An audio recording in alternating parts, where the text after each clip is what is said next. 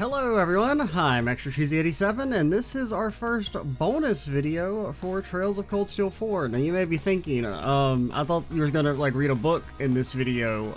Yeah, we will, but first things first, I had to rectify a mistake, which is that I never let Altina do her thing. So let's let her do it.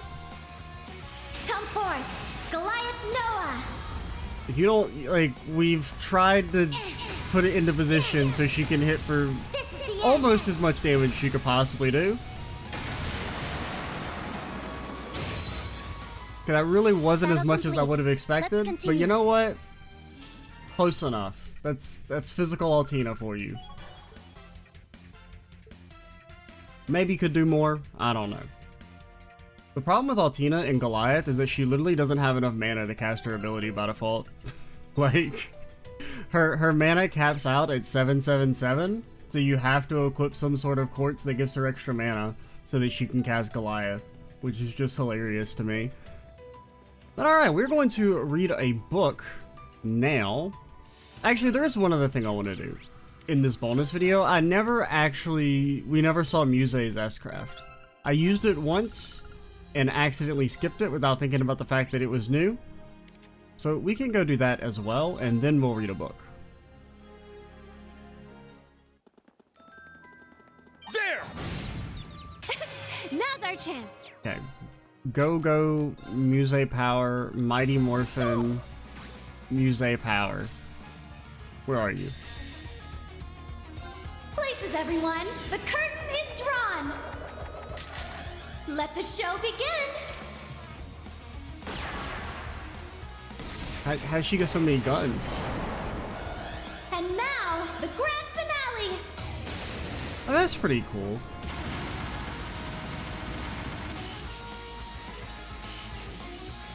Galaxia Folly! I do hope you enjoyed yourself.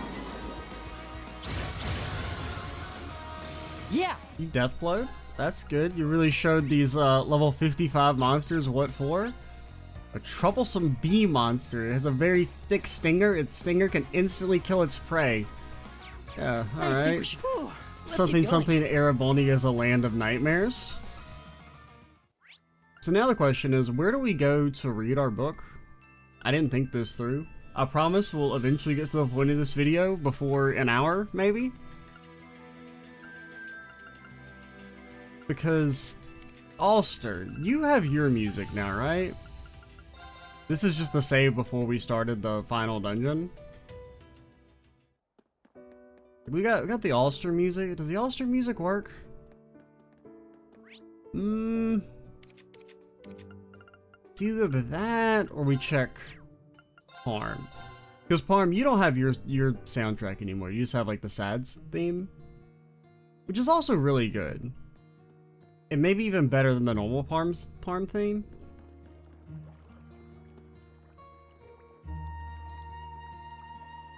Maybe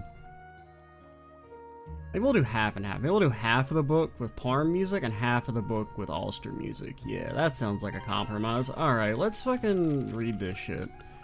We'll start with 3 and 9, as you can, I guess, know because you clicked on the video that presumably said we're reading 3 and 9. It's a long one. It's probably what, the second longest book. Just looks like by page numbers. It's not near the behemoth that Red Moon Rose was, but we'll see if we can get this done in under 2 hours. Alrighty. Chapter 1. The Butler and the Lady. A single passenger ship of prodigious size lay anchored to a port town in the northeast of the Principality of Remiferia. Extravagantly crafted from top to bottom, a single glance is enough to discern its intended clientele, the privileged few among society's upper crust. True to appearances, the passengers boarding the vessel that day most certainly fit the bill, each smartly dressed and adorned with conspicuous opulence. Even among such guests, two stood out in particular. However, a young lady possessed a regal air and the butler at her side. Judging from their attire, behavior, and linguistic register, they suited the setting to a prim and proper T. The single factor that set them apart from the other guests was their age. Neither looked to be much older than 12 or perhaps 13 years old, making them mere children in the eyes of most. Just a moment, my lady. The young butler labored to keep pace with the young lady as he dragged a large suitcase behind him. Despite this, she continued to stride forward, not slowing her pace in the slightest. Exhaustion creased his weary brow. His attire was proper, as befitting the station, but his unkempt hair, grown out long enough to completely obscure his eyes, was another story. On top of that, everything about his demeanor screamed that he was timid and weak of spirit. Maybe he's a strong man. You can't just stereotype my dude just because he got long hair and is struggling to carry a suitcase. Maybe the suitcase has got rocks in it. Is that what you dullard? The young lady brusquely shouted, now several paces ahead of the struggling boy. If you can't make his legs move any faster, I'll cut them off and beat them to my hounds. She continued to increase her pace while assailing her butler with an unending string of contemptuous words. Her arrogant, haughty demeanor stood in stark contrast to her graceful appearance. Dressed in a lovely black frilled dress, her blue eyes shone like a pair of sparkling saffrons, and her twin pigtails curved slightly in perfect arcs. Most eye-catching of all, however, was the 50 reg stuffed bear she held close to her chest. Though it was large enough to draw attention, it didn't look out of place in the arms of a girl such as her. I mean, he said she was like 13. I mean, I'm not gonna judge you if you want to, like, walk around with your teddy bear, no matter what age you is, or what age you are, but, like, a lot of people would look weird at you if you were carrying around a teddy bear at the age of 13. Please, my lady, forgive me. In response to the girl's tirade, the boy miserably sputtered excuses and breathlessly pleaded for leniency as he summoned his remaining strength to pick up his pace. After a not insubstantial trip, the two finally arrived at the ship's boarding gate. May I please see your invitation on boarding passes? The crew member working the gate asked, smiling politely. Up close, the ship was even more opulent, a prized possession of the Verne Company. Its main route was between Remiferia and the Calvin Republic via Lamlin Bay. For this particular trip, the entire ship had been reserved by one Haldor Barn, a wealthy merchant from Calvert. Passengers hoping to board required both a standard boarding pass as well as an explicit invitation from Mr. Barn himself. However, each invitation included the room information for the guest in question. The boarding pass was strictly a formality. Gray, the girl called the boy by name and gestured with her hand, implicitly ordering him to present their credentials. Yes, my lady, what do you require of me? The boy asked, having completely failed to grasp his employer's unspoken instructions. You cannot possibly be this dense, you stupid worm, she snapped. Oh, I'm so sorry, my lady. I beg your forgiveness. Cowering before the young lady's vicious glare, the boy stuttered and stammered 1,000 apologies. Silence. The invitation and the boarding pass now. Right away, my lady. Only I had a fucking gun, man. The boy began busily rustling through the contents of the suitcase, frantically searching for the requisite papers, yet his haste quickly proved to be his downfall. For no sooner had he located the pass than a sudden gust of wind blew past, tearing the paper from his hand. Oh no, he exclaimed. The boy instinctively threw his arms out, stretching them to their physical limit, but his efforts were in vain. The boarding pass gently fluttered down to the bottom of the harbor, coming to rest gently on the water's surface. As though that wasn't bad enough, misfortune continued to hound the boy, as a number of silhouettes swiftly appeared beneath the waterlogged document. A school of fish jumped into the air with a splash, spraying water all about. They then descended back into the harbor's depths, taking the hapless butler's boarding pass along with them. So, can the fish get on the ship? I mean, like, legally speaking, they should be allowed, right? No! The boy's grief-stricken cry resonated throughout the harbor. Trembling with fear, he turned to face his master, prepared for an eruption of anger, followed by a vicious tirade of abuse. Yet it did not immediately come. The girl simply stood there in silence. She stared long and hard at the boy, her face betraying no expression whatsoever. After what felt like an eternity, she spoke. This was the calm before the storm. The boy began spitting out apologies, tripping over his words as his voice grew weaker by the second, like a short-circuited radio warbling its death knell. Shout out to Instructor Neidhart, by the way. His body seemed to shrink and his shoulders slumped like a criminal awaiting judgment. You're absolutely useless! The girl's anger finally burst forth in one violent blast. Despite the ferocity of her exclamation, she managed to save enough breath to launch a sharp kick at the boy in the same moment. The well-aimed strike sent the boy flying farther than her petite frame would suggest was possible. He seemed to hang in the air for a brief moment before resuming his journey downward off the edge of the pier, reaching a frigid end as he broke through the water's surface with a splash. As we know, rich people are fucking evil because nobody is even beginning to intervene. As soon as he returned to his senses, he began violently thrashing his arms about, pleading for aid between coughing up mouthfuls of cold water. My lady, please help me, he begged, his thrashing growing more desperate and frantic. You're going to find that pass into me now. You're not leaving the water until I see it in your hands. But I can't swim, he blurbered as his head began to slowly sink beneath the surface. I'm well aware. But please, my lady. His words were cut short as his lungs filled with water, and the rest of his head bobbed below the surface. His thrashing ceased, and his silhouette grew faint as he quickly plummeted towards the bottom of the bay. The situation having reached an unacceptable level of risk, several onlooking crew members ran over to rescue the waterlogged butler.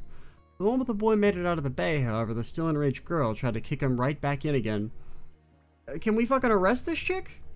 I mean, even if the charges don't stick, she deserves to be in, like, you gotta, at least try. This is like actual fucking attempted murder.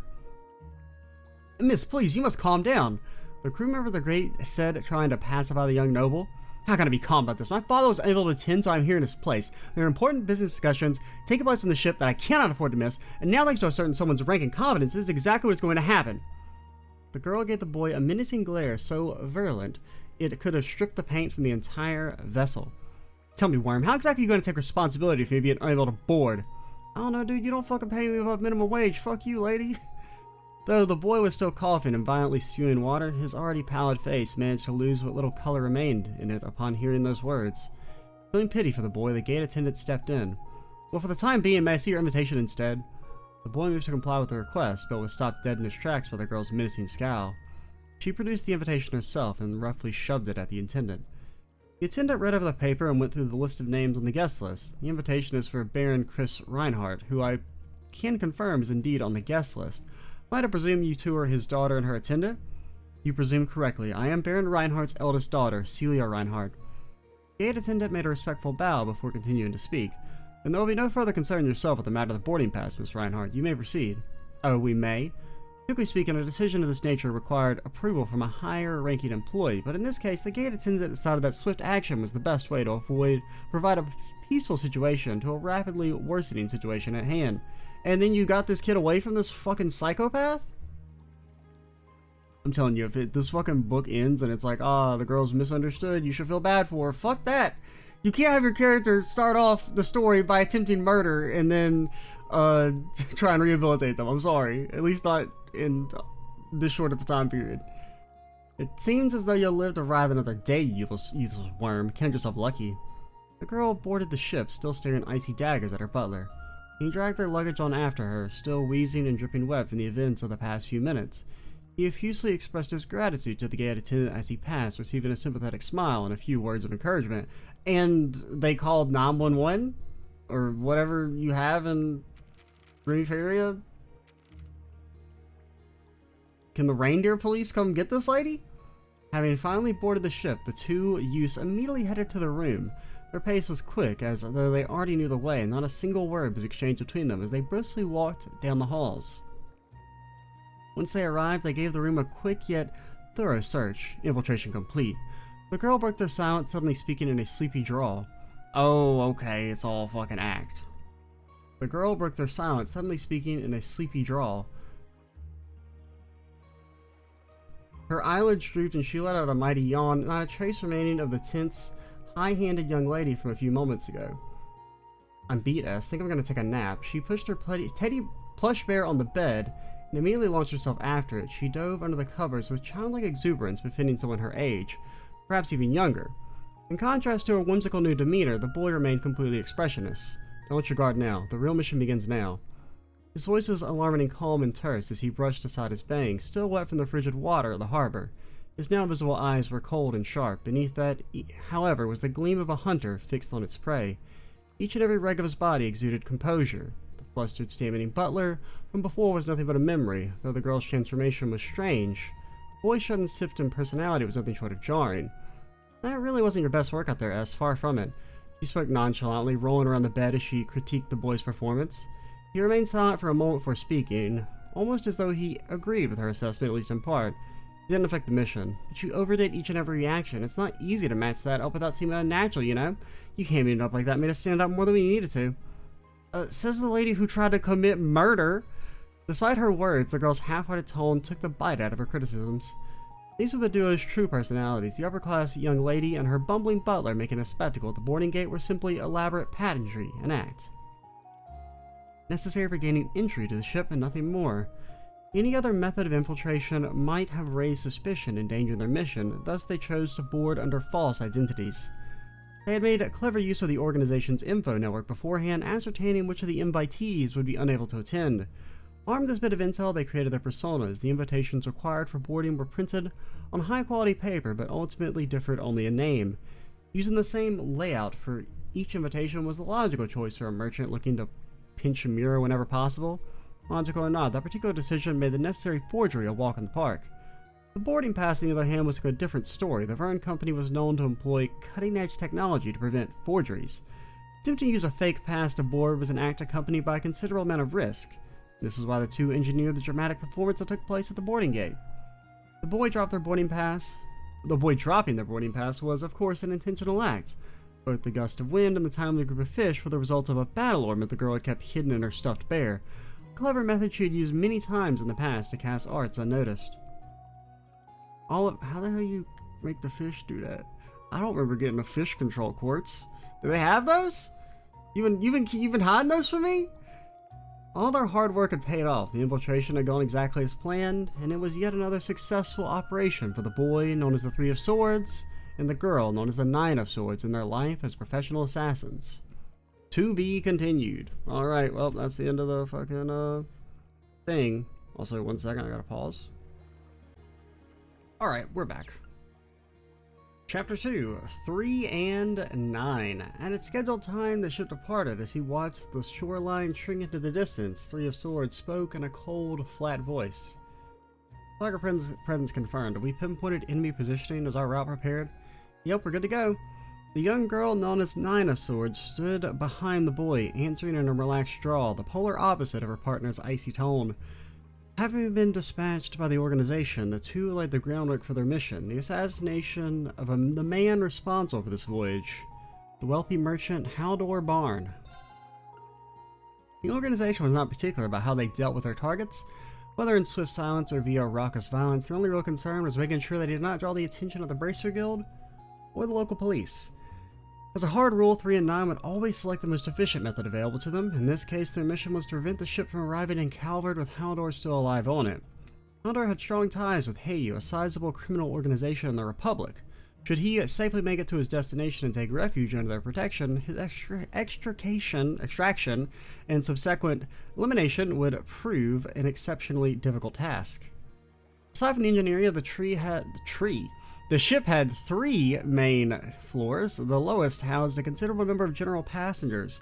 Naturally, this is where 3 and 9's room was located. The second floor contained a hall used for parties, banquets, and meals, as well as other such events. Finally, the third floor featured luxury rooms prepared typically for noble use. At present, however, the entirety of the floor was reserved by Haldor, who was enjoying the comforts of the room in the furthest back. 3 and 9 put their equipment and tools and then sprang into action. Their plan was to head to the hall on the second floor, but not before leaving a little gift on the first. The hall would be packed with passengers once the dinner service began. Given that only the ultra-wealthy and those with noble status were in attendance, the menu was likely to be suitably extravagant, yet once they arrived, they found Haldor had not elected to appear, perhaps out of caution. This was expected, however, and the two took their planned positions in the central area of the room. It's time. 3's quiet murmur was immediately followed by the din of an explosion from the floor below. Passengers began to panic, and their fears slowly subsided to uneasiness as security personnel deployed and headed to the first floor to investigate the situation. In truth, the explosion had been caused by a makeshift bomb that 3 and 9 had planted in an unoccupied room. Wasn't that nice? The blast wasn't particularly powerful, but it was enough to ignite a number of small fires in the area. Their goal was to lure out security in that regard. The bomb had more than served its purpose. The plan was progressing apace. Guess I'm up, 9 said in her usual lackadaisical drawl. She gathered up the edges of her skirt and gently swayed it back and forth, resulting in a number of black spears thudding down to the floor. A series of muffled pops reverberated through the hall, heralding a cloud of smoke and tear gas that quickly filled the room. What's going on? I can hardly breathe! My eyes are tearing up! The gas wasn't especially strong and would have no lasting effects on its victims. However, it was more than enough to send the already uneasy group of elites into a full-blown panic. 3 and 9 then began to stage the next part of their plan, the infiltration of the third floor. Currently, the bulk of security was on the first floor, meaning they would have to pass all the way through the second in order to respond to any emergencies at the top of the ship. A large number of panicking passengers on the second floor wouldn't stall security for long, but the situation would buy 3 and 9 all the time they would need. So far, the assassin's plan had gone flawlessly. Still, that didn't mean killing Haldor would be easy once they had reached him. The two hid themselves in a stairwell on the third floor and scattered ahead. 2 more there. From what I can see, it looks like we'll have 5 to deal with. 9 shared her observation with 3 in a hushed tone. He nodded silently in acknowledgement. One look at the men standing guard ahead was enough to tell they were neither typical passengers nor ship security. They were well armed, and their combat experience was practically carved into their hardened faces. Ex-Jaegers, huh? It was clear they had been hired not to protect the general guest, but to personally attend to Haldor. Given that his room was located in the very back of the ship, it meant that the only way to reach him was through the battle-hardened veterans that currently barred 3 and 9's path. Avoiding a fight simply wasn't in the cards this time. I'll take lead. As she said this, 9 began to casually walk forward, her posture relaxed. She made no attempt to hide her approach, and even when the guards heard her soft footsteps and turned to look, they didn't register as a threat. An advantage afforded to her by her candy-sweet exterior. "Little lady, you're not allowed up here without permission," one of the guards said in a gravelly voice. "Yeah, we know there's some kind of disturbance downstairs," another chimed in, "but this ain't an evacuation site. Get yourself back to your room." The tone was a bit harsh, but considering they used to be Jaegers, her attitude towards 9 was almost amicable. She gestured towards Haldor's room. "But I want to go in there, pretty please." 9 wasn't putting on the spoiled noble act she had used to sneak aboard the ship earlier in the day. This was probably as close to her genuine, sleepy intonation as she would allow during a mission. "You want to meet with Mr. Haldor, do you? Well, today ain't your lucky day, kid, because we got strict orders not to let anybody in this room." "And there's nothing I can do to change your mind?" 9 tilted her head as she spoke, her presence beginning to unnerve the guards. "No, nothing. One of them finally responded." "Oh, I see. That really is too bad."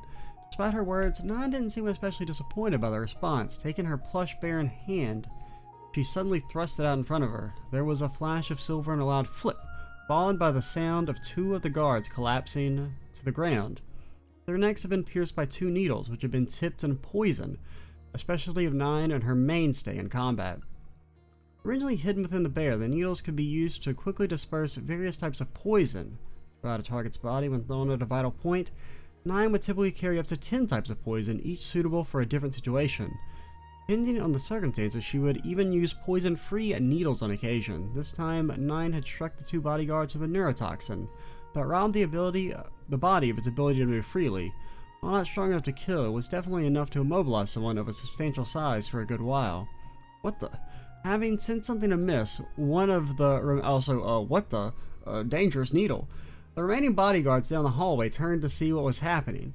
Out of the corner of his eye, he spotted a figure quickly moving in his direction. Before he could figure out what was happening, however, a blade flashed before his eyes and he was on the ground, incapacitated along with his comrades. The swift takedown was executed by 3. He wielded a longsword with a thin blade that appeared sharp enough to cut the very air around it.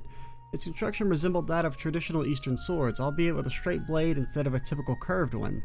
Its design was surprisingly ornate, and curiously enough, it seemed to be missing a hilt guard and part of the blade near its base. The 2 remaining bodyguards had seen what had happened, and each had already dropped into a fighting stance. No matter how youthful their opponents, it was clear they had no intention of pulling their punches. "Little bastards!" one of them yelled as he began swinging his axe downward. 3 met the attack with his sword, locking the assassin and the bodyguard in place. Seeing an opening, the other bodyguard drew his sword and attempted to stab 3. While still holding the axe in place with his right hand, 3 quickly drew a short sword with his left, using it to deflect the second bodyguard's attack in one clean motion.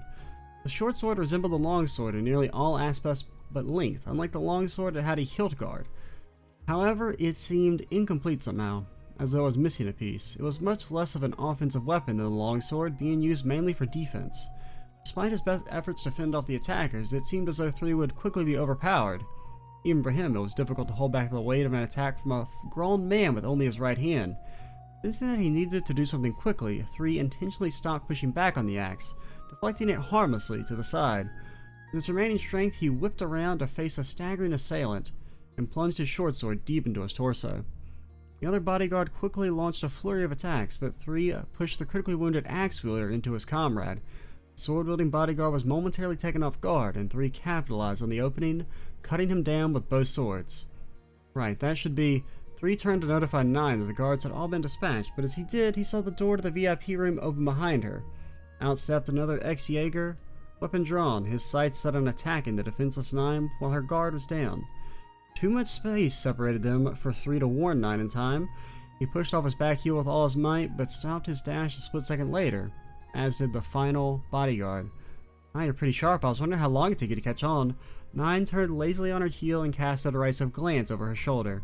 Her expression remained unfazed as thin red strips appeared over the Jaeger's arms and legs, blood beginning to trickle out like sanguine tears. You do well to keep still. Wriggle too much and you'll be leaving in far more pieces than you arrived. Her sweet appearance made her remarks all the more disconcerting and ghastly. The ex-Jaeger understood this was no empty threat, and he couldn't afford to take another step. The cause of his painful predicament was a web of superfine steel wires surrounding him. Thanks to their special processing, the wires were roughly as sharp as a drawer full of top-end kitchen knives. 9 had laid a trap outside the door, one that had an unassuming person would have been hard-pressed to detect with the naked eye. Any unfortunate souls who had tried to pass through the area with any degree of speed would have soon found themselves the centerpiece of a grisly, blood-spattered tablet? I don't know, man. The wires were connected to specially designed needles 9 used as her main weapon. Such wires were notoriously difficult to use, and was rarely regarded as a means of sufficiently powerful to use as one's only mean of attack. While there were rumors of true masters who needed no other implements to limit their targets, 9 had yet to attain quite such a level of skill with them. That said, she was still a menace in her own right, and a fiendishly clever master of traps beside, as the ex-Jaeger had just learned. 9 tossed a poisoned needle at her immobilized foe with minimal effort, and the hapless victim collapsed to the floor. She tilted her head to the side as she noticed 3 staring at her. "What, is something wrong, S?" she asked, using the nickname she preferred to call 3 by. She would often refer to herself as N, which 3 took as a shortened version of 9, but when she spoke with 3, she would use S instead of T. She had assumed it to be short for swords, despite the words being part of both their names, but he never bothered to ask. Nothing at all, 3 tersely responded as he turned to face the VIP room door. At last, the pair stepped into the room housing their target, Halidor Barn. He continued. Man, the pacing on this is like much better than Red Moon Rose, at least so far. We'll see how it goes. 29 pages, what the fuck? What the fuck? Oh god. Alright, let's water up before we get through. But definitely, first 3 chapters quite interesting.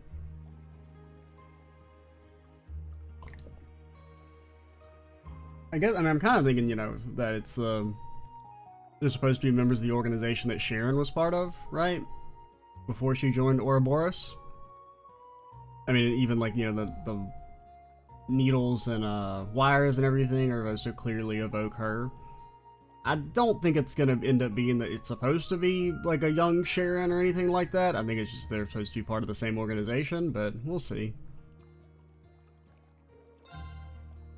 Inside, the room was opulence made manifest, the best of the best, enough to make the wealthiest nobles envious. In the center of its spacious layout sat Halidor Barn, reclined on a sofa. He brought a glass of wine to his lips as his features twisted into a wry, unpleasant expression. Absolute incompetence was a simple job, and yet apparently one completely beyond them. Mr. Barn had fully grasped the situation. He had given the order that no one be allowed in, yet there were now 2 children standing before him. Given the commotion outside, it had been easy to guess what had happened. Though their appearances made it hard to believe, the 2 standing before him were no doubt professional assassins here for his life. Still, Halidor maintained his composure. He kept his realization hidden. He didn't allow so much as a hint of panic to creep into his features. The source of this confidence was a certain colossal machine that sat on the floor before him. Its mere presence made even the impossibly spacious room feel cramped.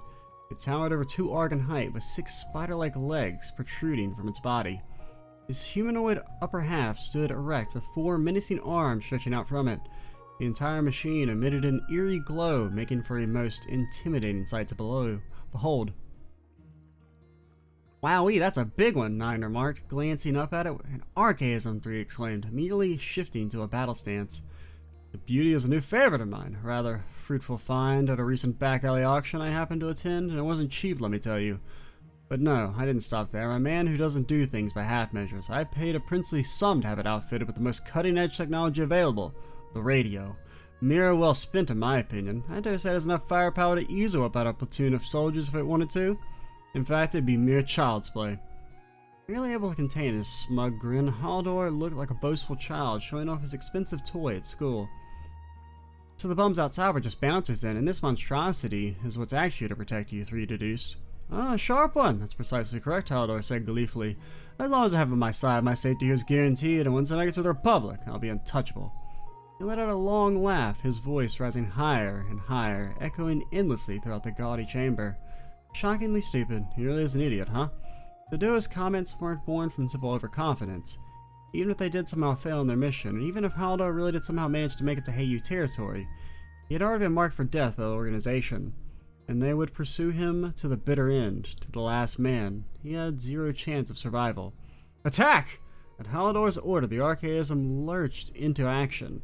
It set its eyes on 3 and charged straight for him. 9 took the opportunity to begin casting her arts.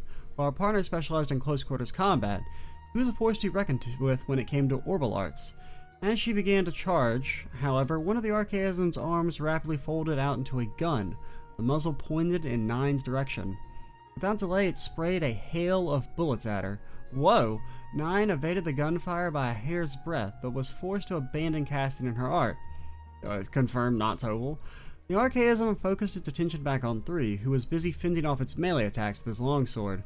9 sprinted to the other side of the room and started her cast again. The machine's aim was too adept, however, and she found herself unable to escape it long enough to get an art off. It appeared that their foe was equipped with a powerful arts detection sensor, one that allowed it to identify incoming orbital attacks and counterattack before they could be launched. Oh god. Oh man, it's gonna be fucking combat flashbacks. Oh, you gonna cast a spell? Oh, little baby gonna cast a spell? Fucking art cancel. Art cancel. Art cancel. Hit the entire screen. Art cancel. Forced to abandon her casting yet again, 9 screwed up her face in frustration and solidly gripped her plush bear. See, it's not just me. Even like child assassins get mad about it too. I'm not uniquely salty. This thing doesn't play nice. I quit, she said in a huff. Oh, she's even rage quitting. Oh my god, she's just like me. It was a fair point. Poison-tipped needles wouldn't have been particularly effective against the steel plating of a machine. And without the ability to cast her arts, 9 found herself at a loss. 3, however, remained unperturbed and readied himself for another onslaught. I'm gonna grab a little shut-eye. Wake me up when the fighting's over, okay? 9 said as she flopped down on one of the room's sofa, using her bear as a pillow. 9, cut it out! I need to stay awake! 3 shouted from across the room. Despite this, 9 didn't react at all. She dozed. The Archaism seemed to disregard her as a threat. Probably not a good idea. And fully focused its attention on 3. Its 4 arms transformed into a sword, a lance, an axe, and a gun. Proceeded to launch a relentless string of attacks at the already overwhelmed assassin. 3 leapt out of the way as the machine's sword arm cut an arc through the air, only to then see the lance rocketing towards him. He narrowly avoided it, but his escape path was blocked by the mighty swing of an axe. Meanwhile, the Archaism had its gun trained in Haldor's direction. Even in the heat of combat, it prioritized protecting its master against any approaching threats. Swift movements and deft swordplay were the foundation of 3's combat style, but they were of little use against such a powerful machine. The Archaism was simply too fast, and its attacks were both explosively powerful and aimed with deadly precision. Further, its 6 legs afforded it perfect balance, and its multiple arms allowed it to launch attacks faster than 3 could keep up. To his irritation, 3 found his skill set completely useless against the metal monstrosity. Sure, he was a better fit for the task than 9, but only by a slim margin. Regardless, he continued to fight, both blades flashing as they moved to intercept his foe. The sheer number of attacks coming at him forced 3 to focus entirely on defense. He parried, dodged, and deflected the relentless wave of strikes, biding his time, waiting for the machine to leave an opening for him to strike with his longsword. Man, it's just like a mech fight. Just defend, defend, defend, cast Morning Moon, defend, defend, defend, Morning Moon. Or it's like a CS2 mech fight, I guess I should specify. This violent dance continued on for some time. 3 had managed to land a number of blows to the machine's body and arms, but each was resulted in no more than a metallic twang as his blade was repelled by its solid metal armor. It's just like playing a combat class in Sky 1 and 2. It's no use, child. Or melee class, I guess I should say. That armor was particularly commissioned, and your pathetic little butter knives don't have a snowball's chance in Gehenna against them. Haldor's mocking tone grated on 3's nerves. It was made worse by the fact it was clear he wasn't lying. 3's attacks had been completely ineffective so far. Still, 3 had yet to suffer any wounds given how things were going, though it was only a matter of time before he was slowly worn down. Analysis complete. 9 suddenly began speaking, apparently having woken up from her nap. Still lounging on the sofa, she continued, her voice flatter and more precise than usual. Arms, joint 1, down 5 reg. Legs, joint 2, up 3 reg. Waist, rotation axis center, left side of chest, up 2 fifths, left 1/5. The respond to which was not 3, but Haldor. You little wench, how did you do that? He was flustered, clearly shocked that 9 had figured out the archaism's structural weak points. 9 slowly rose from the sofa and reverted back to her usual drawl, sleepily rubbing her eyes as she spoke. To tell by the sound, takes a bit of concentration though. Pure disbelief was etched into Haldor's face. 3 on the other hand looked as composed as ever. He had known from the start what 9 was doing. He was simply buying time until the analysis was complete. S now! Right. 3 readied himself and rushed the archaism, his swordplay swifter than ever.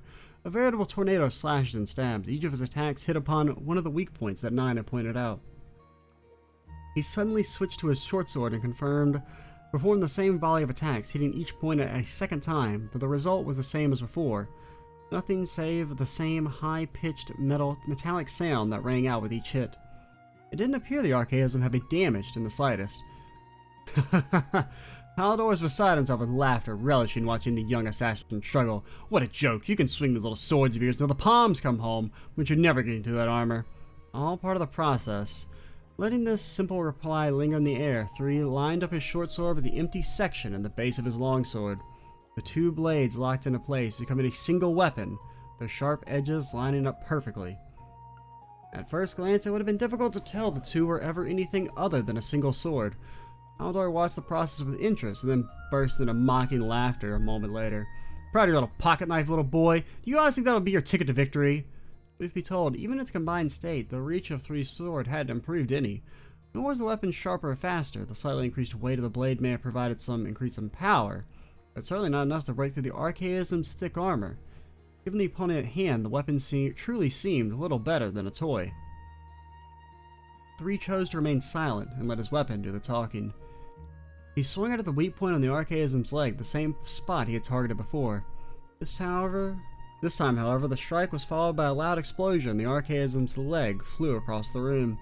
The blast seemed to have come from within the archaism itself, and was powerful enough to have blown its limb clean off. The blast appeared to be similar to that of a fire element art, but neither 3 nor 9 had appeared to cast anything. Even if they had, the archaism's sensor would have surely detected it. What the? Haldor stammered, his face twisted with shock and fear. Another swing by 3's sword, followed by another explosion. A second, and the archaism's limb was sent flying to the corner of the room. What the hell is going on? Haldor screeched, no longer trying to hide his panic. His tone quickly deteriorated from alarm to abject terror. It's no ordinary sword, 3 began to speak, his face devoid of expression. It's fully integrated within battle orbit, forming a single weapon. Well, strictly speaking, suppose it's closer to an ordinary orbit than a battle orbit.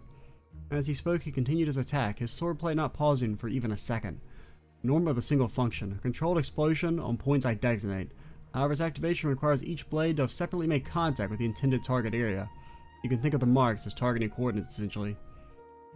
Even though 3's initial attack seemed to have been repelled, there were actually preparatory steps in this process. Separate explosions were the true attack. The 3rd strike to the same location, this time made with the unified blade, results in the explosion.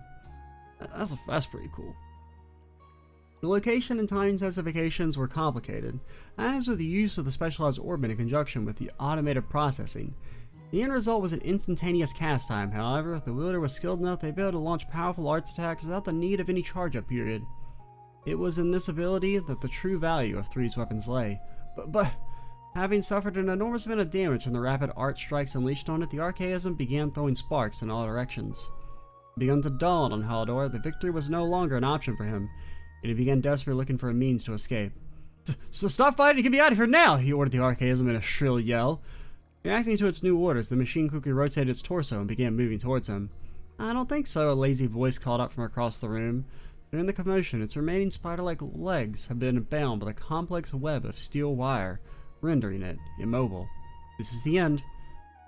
3 quickly struck its remaining weak points in rapid succession. The resulting series of explosions tore the machine to pieces, littering its surroundings with burnt steel and charred components. When the smoke had cleared, the room was so filled with broken parts it was more scrapyard than sweet. What remained of the Archaism's body ceased all functions and collapsed, its chassis mangled beyond recognition. Bree deftly wove his way through the junk scattered at his feet, silently moving towards Haldor. "Stay back!" A pitiful squeak escaped Haldor's throat as he scrambled backward, away from the approaching assassin. There was nowhere to run, however. Bree's mission was nearing its end, yet he didn't feel happiness or even relief. He took a step closer. He felt his sword suddenly grow heavy in his hand. He forced himself to take another step. His legs felt like they were encased in concrete. His whole body felt like it was desperately rejecting his advance. Trying to pull itself away. Another step. This is how it always ended. All that remained was for him to fill his role. He was nothing but a tool, a machine. This is how it was supposed to be. Bree took one final step forward. There's no need to share any details with you. Still, I figured you at least deserve to know who's ending your life. To know, Three thought to himself, who's named a curse as you burn in the fires of Gehenna. I am Three of Swords. He plunged his blade deep into Haldor's chest, piercing the man's heart. I'm an assassin for the organization. By this point, the panic on the second floor had largely subsided, and the ship's security guards were finally starting to move up to the third floor. Picking up on this, 3 and 9 quietly broke open the window and jumped through it to the sea outside. Well, it's a good thing this mission wasn't on an airship. That would have made escaping way more of a pain, 9 remarked. Not if you're fucking Kevin. Agreed, she was right. Escaping from an airship would have necessitated a specialized aircraft for the operation, as well as forcing the two of them from ship to ship midair. It wouldn't have been entirely impossible for the young assassins, though, and surely someone in the wild world had carried out such an operation before. S9 simply called out to 3, again using her preferred nickname for him. He was a corrupt man, an evil man. The two of them looked back towards the ship. There was no need for further explanation between the two. Yeah, they said quietly. I know. He had been thorough in reading through the mission dossier and knew that 9 spoke true. Haldor was a bastard through and through, one that had performed all kinds of horrible acts in the pursuit of Mira. His mere existence sullied the world, and society was better off with him no longer a part of it. Not that it matters either way. When it came down to it, a hit was a hit. A target could be the person with the purest heart on the continent, or the scummiest bottom feeder imaginable. An assassination order came in from the organization. 3 and 9 followed. That's how it always was, I guess. 9 went silent. She took something out from her plush bear and began blowing into it. It gradually took the shape of an inflatable raft big enough for one. 9 climbed aboard it and flopped down, once again using her bear as a pillow. Let me catch a few winks. I'll leave this part to you, S, okay? This part meant for 3 to swim them both to shore. Your legs work just fine, he retorted. Do it yourself. Despite his words, 3 felt a twinge of something resembling affection in his heart. He and 9 had been operating together for over a year by this point. She was a little younger than him, and he sometimes found himself thinking of her as more a little sister than just his partner.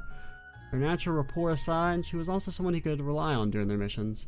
Despite this, 3 understood the situation. He understood that even if 9 was his partner, even if he thought of her as a little sister, he could never let his guard down. He could never truly trust her. 33 pages? What the hell, man? Oh, man. Good. Definitely still pretty good.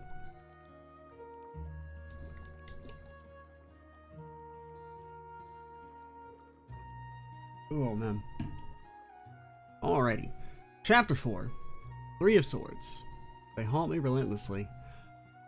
All the people I've murdered over the years. I've cut off their heads, carved their hearts from their chests, sliced their torsos right through the middle. Man, I always love how, like, fucking hardcore the books are compared to the actual game. But no matter what I do, an army of corpses continues to pursue me. I see them every time I close my eyes. The politicians, the nobles, the merchants, the rich and powerful. Just leave me alone, leave me alone, leave me alone, leave me alone. I frantically swing my sword at them. I cut and cut, bisecting them, slashing them apart, but they don't relent. Chunks of flesh and bone, viscera and intestines, lungs and brains, they gather into a writhing mass that comes crashing down on me like a gory wave, threatening to swallow me whole. Get away, get away, get away! I try to escape, but they corner me again and again, my victims staring at me with hollow eyes, accusing me. How could you do this to us? How? They throw themselves at me, their decaying fingers gripping my neck, trying to rip the life out of me, just as I did to them. Let me go, let me go, let me go! I frantically thrash and struggle, but no matter what I do, I can't break away. Rotting blood and bile trickles down my body, dissolving my skin. The wave finally swallows me up. I just want a normal life. I just want my humanity back. I wake from a nightmare, my breath short and ragged. My entire body was soaked in a horrible sweat. I fought back the rising urge to vomit. The night after completing a mission was always like this. The only difference was seeing one more face in the crowd. Even after years, my disgust for murder had never abated, not even in the slightest. No matter how much time passed, I couldn't rid myself of the scars left in my mind by the terrible acts I performed. And yet I had no choice but to continue. Nine and I were nothing but tools. Our individual thoughts and ideals had no meaning. They were completely unnecessary. All the organization required from us was a skillful capacity for murder and unquestioning subordination. Kills we were ordered to. My entire existence boiled down to this singular point. To reject an order or attempt to escape was tantamount to suicide. The organization. To even speak its true name was forbidden. It was a group of professional killers that existed in the shadows of society. Its core business was eliminating marks, but its true objective likely lay elsewhere. As a low-ranking member, I was simply one of the organization's weapons. There was no reason for such info to be shared with me. Most members of the organization had served us since they were children. Children deemed to possess special potential were made to undergo combat instruction and exercise in a place known as the Factory. The majority of children who entered the Factory would never again see beyond its walls. Unable to endure the merciless training they were put through, it would become their tomb. The lucky ones who did survive, however, were officially recognized as entry-level members of the organization. That's what happened to me. I was forced to abandon who I was when I first passed through the factory's doors at 7 years old. Anyone who dared utter their former name would be subject to severe punishment. There was no concept of individuality. Life in the organization meant being nothing more than another tool in an arsenal. It wasn't until I graduated at the age of 10 I was given a name. It only served to solidify my status as a weapon, however. Our name, more like titles, are based on tarot cards. In my case, the moniker I received was from the Minor Arcana, Three of Swords. Didn't even have the slightest bit of humanity to it, but it was better than having no name at all. Both the higher-ups and a small fraction of the very best candidates were given a name based on the Major Arcana. Everyone who survived training and made it in was skilled, but in terms of combat ability, the Major Arcana could run circles around the rest of us. Rumor had it they were even more powerful than top-ranked bracers. I left my room and peeked into the neighboring one. It seemed like Nine was still sleeping. It was time for my report, so I headed out on my own. Low-level members of the organization generally operated in pairs. My partner is Nine of Swords, a girl 1 year my junior. Nine was a natural genius. He graduated from the factory in a single year, despite the fact that the average kid takes 3 to 5. He didn't even make it to graduation without dropping out, that is. From gathering info to analyzing battle situations, sure acting abilities to infiltration and tactics. He was top class on a multitude of fronts. That is to say nothing of her combat style, which made use of needles and wires, allowing her to control the field of battle and dominate her foes. All in all, her abilities were far better suited to assassinations than mine were. It was a bit awkward for us when we first paired up, but after working together for a year, I could honestly say she was the best partner I'd ever had, and the most reliable. At the same time, she was also the person I needed to regard with the most caution. The reasons why the organization used a partner system were twofold. The obvious reason was that it helped facilitate missions, but it also forced each partner to monitor the other. In the organization, betrayal was swiftly returned with death. The tool is doomed to serve until it breaks. As such, we are expected to be a part of the organization the entirety of our lives. As a general rule, we are afforded no freedom. It did, however, exist special rules. If one were to sense that their partner was scheming to betray the organization, they could sell them out to gain their freedom. All you have to do is make your report, present sufficient evidence of your suspicion, and then you are given the task of eliminating them yourselves. If you succeeded, you were free. Simply running away meant resigning yourself to looking over your shoulder the rest of your life. The organization had eyes everywhere. Anyone who wanted true freedom was better off waiting for the chance to turn their partner in. There was another problem too. The worst of the worst would actually fabricate proof of their partner's betrayal in an effort to earn their own freedom.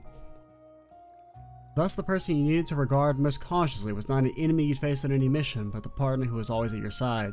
You needed to entertain and accept the notion that you could be betrayed at any time. Members did not turn their backs on the organization. This was an absolute requirement for survival, and a lesson I learned very early on through personal experience. 3 years ago I tried to escape. Well, I suppose it was more we than I. At the time I was partnered with another boy, known as the Ace of Swords. Ace was a year my senior, and he was a pretty good guy. We got along well, and he quickly grew into an older brother figure for me. He wielded a giant sword with ease, one as long as he was tall, and he used it to both destroy our enemies and protect me. He really was an ace when it came to battle. In that sense, his name couldn't have been more appropriate. One thing Ace and I shared was contempt for the murders we were forced to perform. I can't remember how the idea of escaping the organization came to us initially, but I do recall that neither of us objected to it. As I mentioned, the system was set up to prevent individual members from betraying the organization, as they could be sold out by their partner. We figured the best way around that was to simply work together to escape the organization as a team. With our objective decided, we began planning in earnest. we quickly decided we need to execute our plan as far away from the other pair of assassins employed by the organization. The first part of our plan went well enough. We entered Erebonia thinking that its considerable different distance from our normal area of operations meant we could enjoy a certain degree of safety. This was a major misjudgment on our parts, though. The organization had eyes there as well. We were approached by other pairs of assassins twice, and both times ended with combat. We managed to fend them off, however. Ace and I were partners for a reason, and we fought well together. The third time, however, was the Overseer that paid us a visit. To say his power was overwhelming wouldn't do it justice. It was like trying to fight a force of nature. We barely managed to escape with our lives, suffering heavy wounds in the process. Nowhere else to go, we huddled together in a cave, conscious of the fact that our last encounter with the Overseer would surely be our last. There was nothing more to be said about the situation, and for what felt like an eternity, we passed the time in silence. Hey, Ace, I began speaking. 1 second, I gotta drink some water.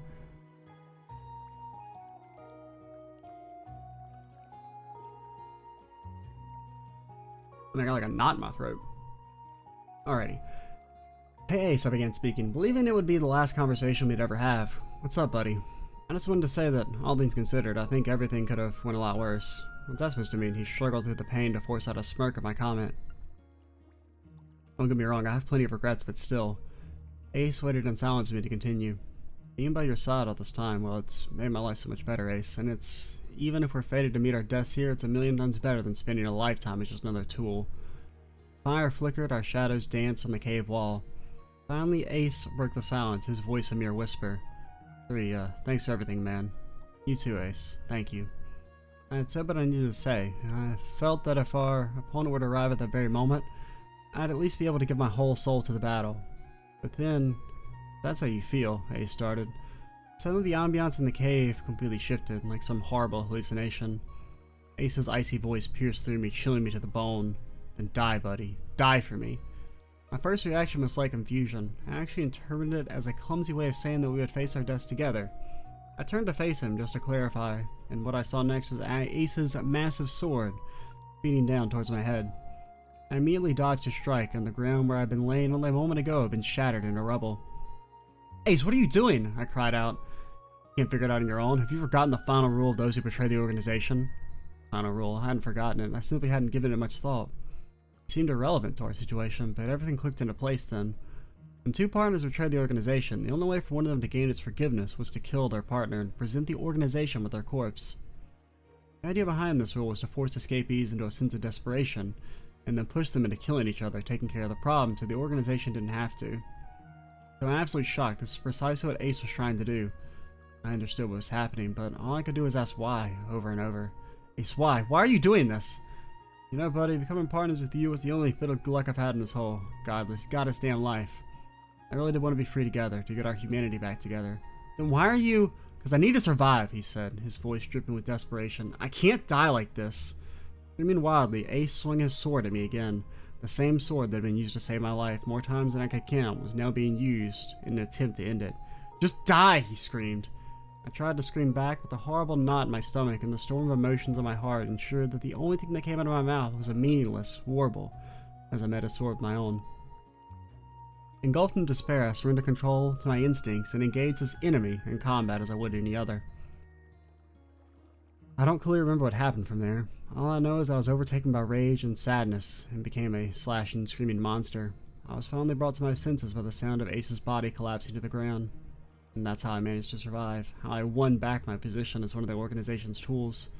And that's where I've been ever since. Our escape was a deadly failure that laid bare my inadequacies. I still hadn't given up on winning back my humanity. But I'd be damned how I was ever going to trust anyone else again. That's really good.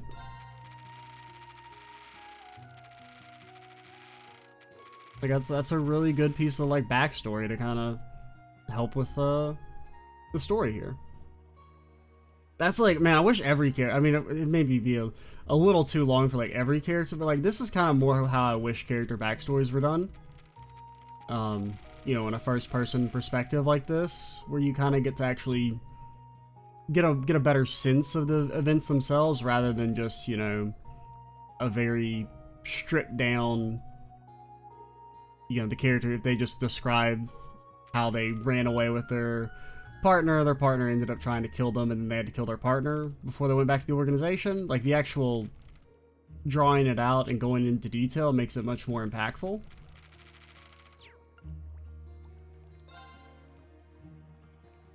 Chapter 5, The Overseer and the Report. The town was practically empty, and the first rays of dawn were only just beginning to pierce the dark sky above. Stepping out of the inn, 3 inhaled deeply, filling his lungs with the chilly air in an effort to dispel his drowsiness. This town, known as Luzent, was located on the border of Calvard and Rumefaria. 3 and 9 would often undertake missions in both countries, making the centrally located town a perfect base of operations. East of the town was an official border crossing into Calvard. In stark contrast, westward lay a mountain road, known only to a select few. It was a treacherous path, to be sure, but also one that facilitated entry into the Republic without needing to go through the official channels. 3 headed to the designated rendezvous point, a small hill surrounded by weathered boulders. This site was deep in the mountains and therefore free from unwanted eyes. There he found a black silhouette waiting for him. It was a man hidden in shadow, wrapped in a tattered black cloak that obscured both his face and body.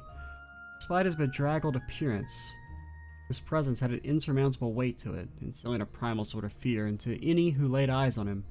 "I'm here to make a report," said 3. In response, the cloaked figure uttered only a single word. "Speak." This man, known as the Overseer, was one of the highest-ranking members of the organization.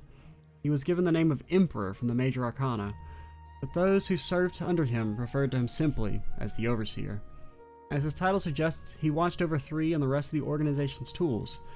He was the one who provided mission instructions and received their reports.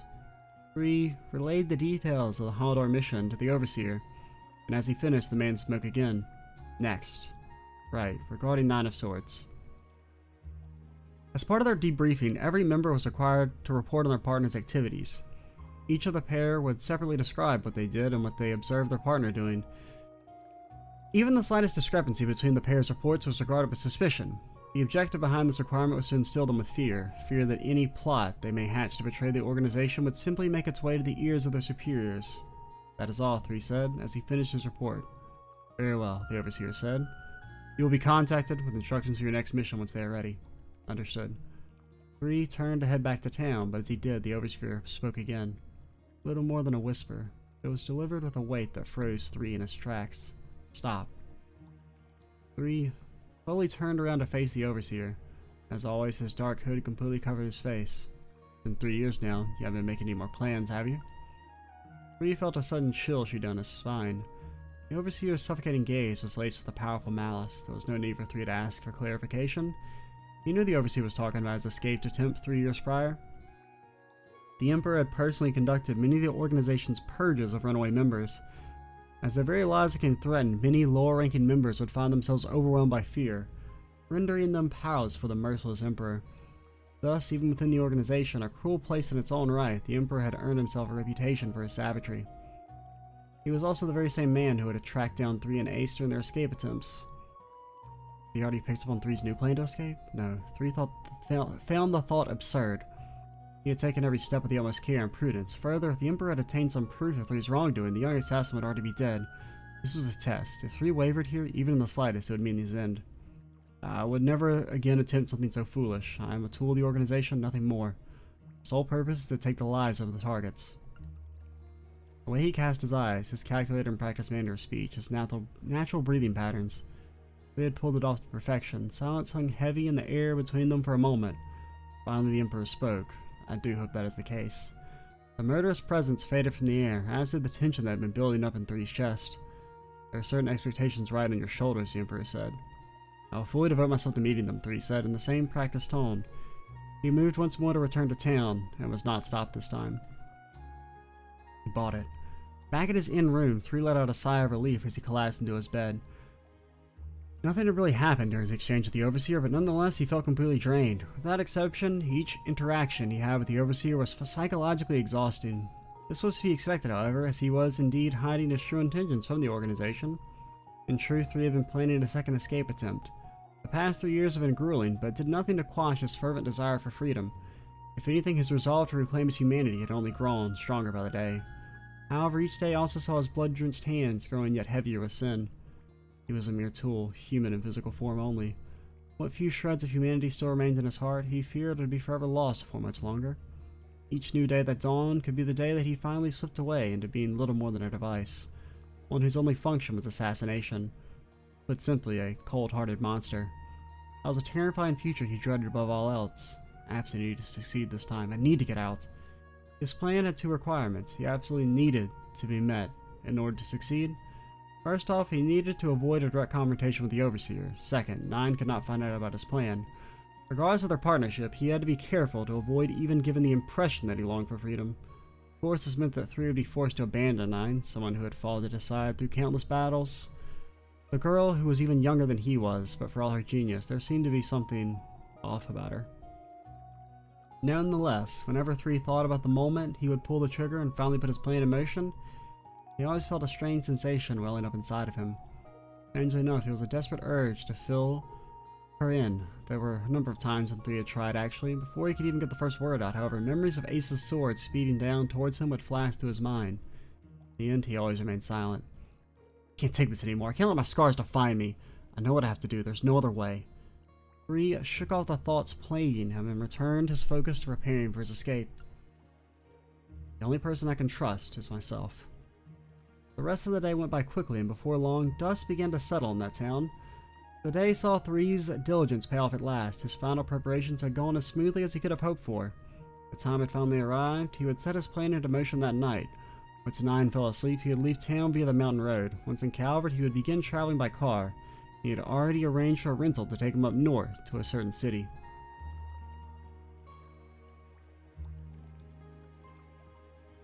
Once he'd arrived, he'd promptly set out for Liberl via one of the international airship routes that regularly departed from the city.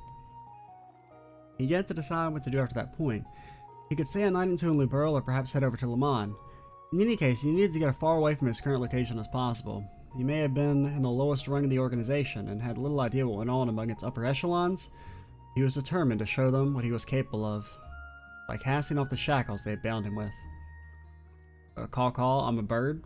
By the way, what the? A bird? His rising determination was interrupted by a crow flying into the room. Made a few circles in the air before landing on the table. What the? A bird? Taking a closer look at the bird, 3 noticed a specific crest adorning one of its legs. As he did, his face twisted into a grimace. Telling me one thing. This was the method the Overseer used to communicate. Now? He wants to meet now? It hadn't even been an entire day since 3 had delivered his report. The briefing for the next mission, maybe? Even as he said the words, he was gripped by an indescribable sense of dread and anxiety. However much he wanted to simply ignore the summons, it was not a luxury he could afford. The only chance his plan had of succeeding was if he put a good amount of distance between himself and his would-be pursuers before the Overseer realized what had happened. Free to ignore a direct order, however, the organization would immediately recognize it as an act of rebellion, one that would inevitably lead to his death. Mentally preparing himself for another encounter, one he could not avoid, 3 set out for the meeting location. The rendezvous point was the foot of a small hill deep within the mountains. The same site he had been just that morning, in fact. There remained no trace of the ominous, eerie stillness that pervaded the place before, however. Bathed by the light of the setting sun, the weathered boulders seemed wreathed in brilliant flames from a distance.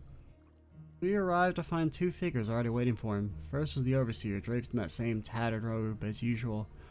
Thought occurred to 3 that it made the man look more the part of the Hermit Arcana than it did the Emperor.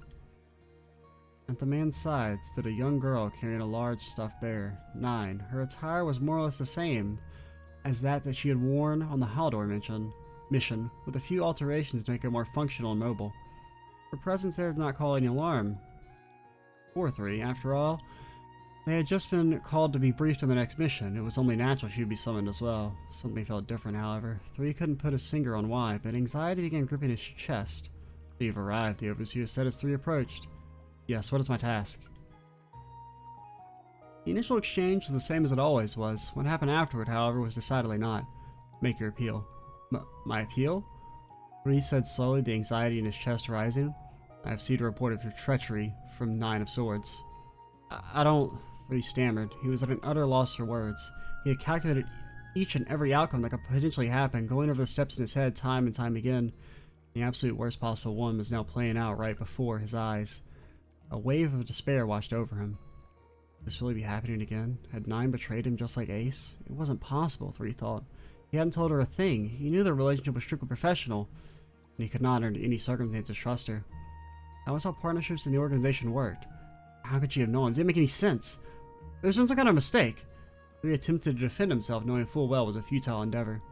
You can't talk yourself out of this, S. No, 3 of swords. 9 finally spoke, but her usual sleepy demeanor was nowhere to be found. Instead, her voice was crisp, her eyes alert. She removed a scrap of paper from within her bear and showed it to 3. This is your ticket for an airship voyage to Burrow, the one you booked for noon tomorrow. 3 felt the ground fall out from under him. Amidst his shock, a small part of him wanted to yell out that the ticket was a fake, that he had the real ticket.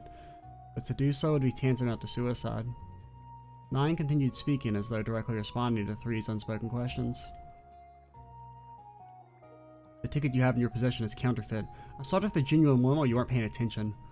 Fresh from completing a mission that utilized this very same kind of forgery, 3 now found himself the victim of the exact same trick. By the way, the name used to acquire this ticket was Rhines Foghart, student of Genis Royal Academy, correct?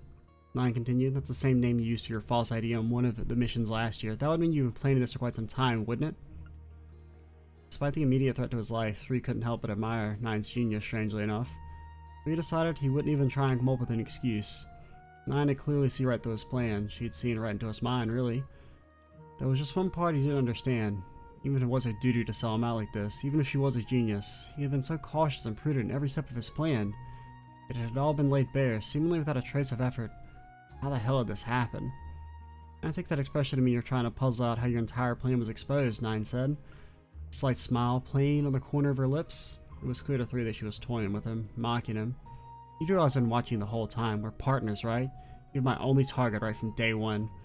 Her tone was merciless, her words dripping with thinly veiled venom. Yes, I've been watching you 3, inspecting, observing. The only real challenge is remaining patient as I waited for you to slip up, finally show your true colors. It's been that way since the moment I became your partner. 3 struggled to wrap his mind around what 9 was saying. The fact is, you did attempt to betray the organization, but even if you hadn't, I would have falsified whatever I needed in order to ensure your demise. He continued to speak, leaving nothing unsaid, despite the Overseer's presence. With each word, 3 felt more and more baffled. He could understand her observing him to that degree that their job required, but where was this malicious hatred of hers coming from? He felt this way from the start. Why? The Overseer, who had been silent for some time, let out a low, derisive laugh. I take it you still haven't figured out who she is, I mean? But he could not for the life of him figure out what this was supposed to mean. He looked over at 9, searching for some sort of clue. All he met, however, was a glance of pure hatred, one that made him shudder in fear. He had never seen her look that way before. You remember the Ace of Swords, your former partner, she began, before her voice gained a measured, deadly weight to it, the one you murdered? He was my brother. 3's words began spinning. He started to feel violently ill. His senses dull, his mind went blank. It became hard to breathe, as though he was being pulled to the bottom of the sea, the air crushed out of his lungs by its unrelenting pressure. Now after all this time I can finally avenge his murder. 3 barely heard 9's words as his head swam with thoughts. Ace was 9's brother? She had known everything from the start? She'd been biding her time, hiding her true intentions from the start? Always keeping a watchful eye for a suitable opportunity to arise, an opportunity to claim her vengeance? Whoa. 3 stood there dumbfounded, as though he had lost the ability to speak entirely. I see no need for you to stutter through an excuse, the Overseer said, reading the shock clearly written across 3's face. We have all the facts we need. You'll be purged in the organization. As per our rules, your partner, 9 of Swords, and end your life. Hearing the Overseer's words, 9 stepped forward. If you wish for assistance in this task, he said, turning to her, you will not be penalized. The reward will remain the same. The only condition is that you must be the one to deliver the final blow. Once you have eliminated him, your obligations will be cleared, though I admit the idea of losing such talent pains me. The reward, the right to one's freedom, came by uncovering and then executing a partner who had betrayed the organization. The yearning for this freedom had dominated 3's existence for years, and now 9 would be the one to gain it, in exchange for his life. Allow me the honor of doing it alone, she responded. I'll avenge my brother's death with my own hands. She took another step forward, producing a number of poison needles from inside her bear. Without a moment's hesitation, she launched them at 3. He instinctively drew his sword and batted the needles out of the air. The combat tactics that had been drilled into him dictated he close the distance between them, yet he didn't take so much as a single step. His parry was purely reflexive, programmed into his mind through years of combat.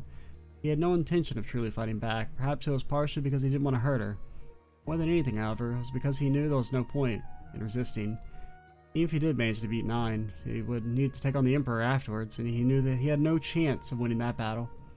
For he simply accepted His fate was to die there and then, and there was nothing he could do to change it. 9 pulled out roughly twice as many needles as before and launched them again at her partner. In response, he automatically drew his short sword and used both blades to simply deflect them. In 3's mind, the thought slowly began to sink in. This was his retribution for killing Ace. 9 leapt at him, closing the distance and attacking with an even greater intensity. Someone like me, 3 thought, someone who slaughters a friend to preserve his own life doesn't deserve freedom. Someone like me doesn't even deserve to live. 9 continued her assault, attacking with both her needles and her wires. Were this an ordinary situation, there was no chance she would be a match for 3 in a close quarters fight. However, his heart was not in the battle, causing a significant shift in the balance of power in the fight. Eventually, 9 managed to decisively gain the upper hand, successfully looping her wire around 3's neck. I'll die for vengeance, he thought. Maybe that's the only outcome that makes sense. Maybe that's the end I deserve. 9 deftly moved her fingers, and the steel collar tightened around 3's neck. This is the end, she said in a flat, frigid tone. 3 knew what would happen next. He closed his eyes, choosing to await his end in silence, but the cold embrace of death did not come. This is definitely like probably one of the best books so far, I would say. And we're only like halfway through, but I do especially, I mean, like, I do like how like dark it is. Like, it is always weird to me, like, how the books are so much darker than the main story. Which, I mean, I'm not necessarily saying that I feel like the main story should be, like, super dark and gritty, but there's a time and a place for it. Like, this storyline in particular, like, doesn't work. Like, wouldn't be as effective. I don't think if you went into, the actual sheer, like, emotional trauma of being a child assassin, right? Like, this opening bit right here is really important. But we'll continue onward for now. After we drink some water.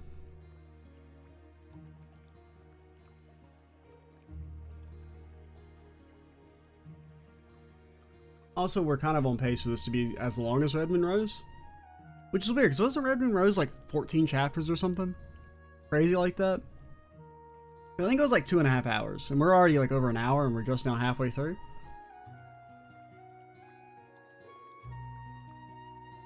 Chapter 6, 9 of Swords.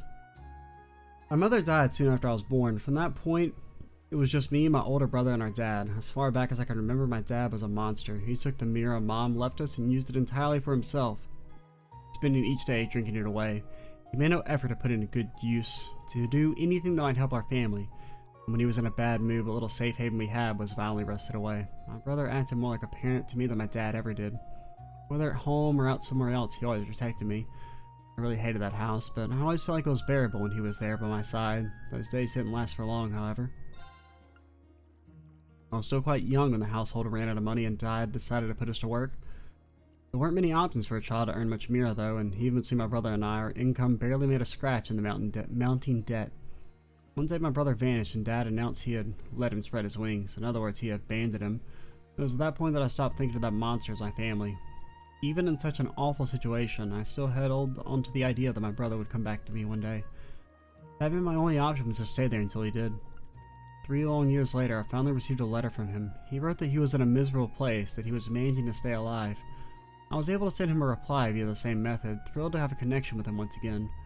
I eventually found out he was being forced to work as a killer for a shadowy society called the Organization. Things he said he had to do were awful, inhuman. Just from reading his words, I could feel his pain as though it was my own. He said the organization was nightmarishly strict, and that it was only thanks to his partner who was able to send me letters in the first place. My brother wrote a lot about his partner, describing him as a true friend, almost like a younger brother. This was the only topic where I saw his writing soften, where he seemed happy. Actually, I found myself wanting to meet this person, but that was impossible, and I knew it.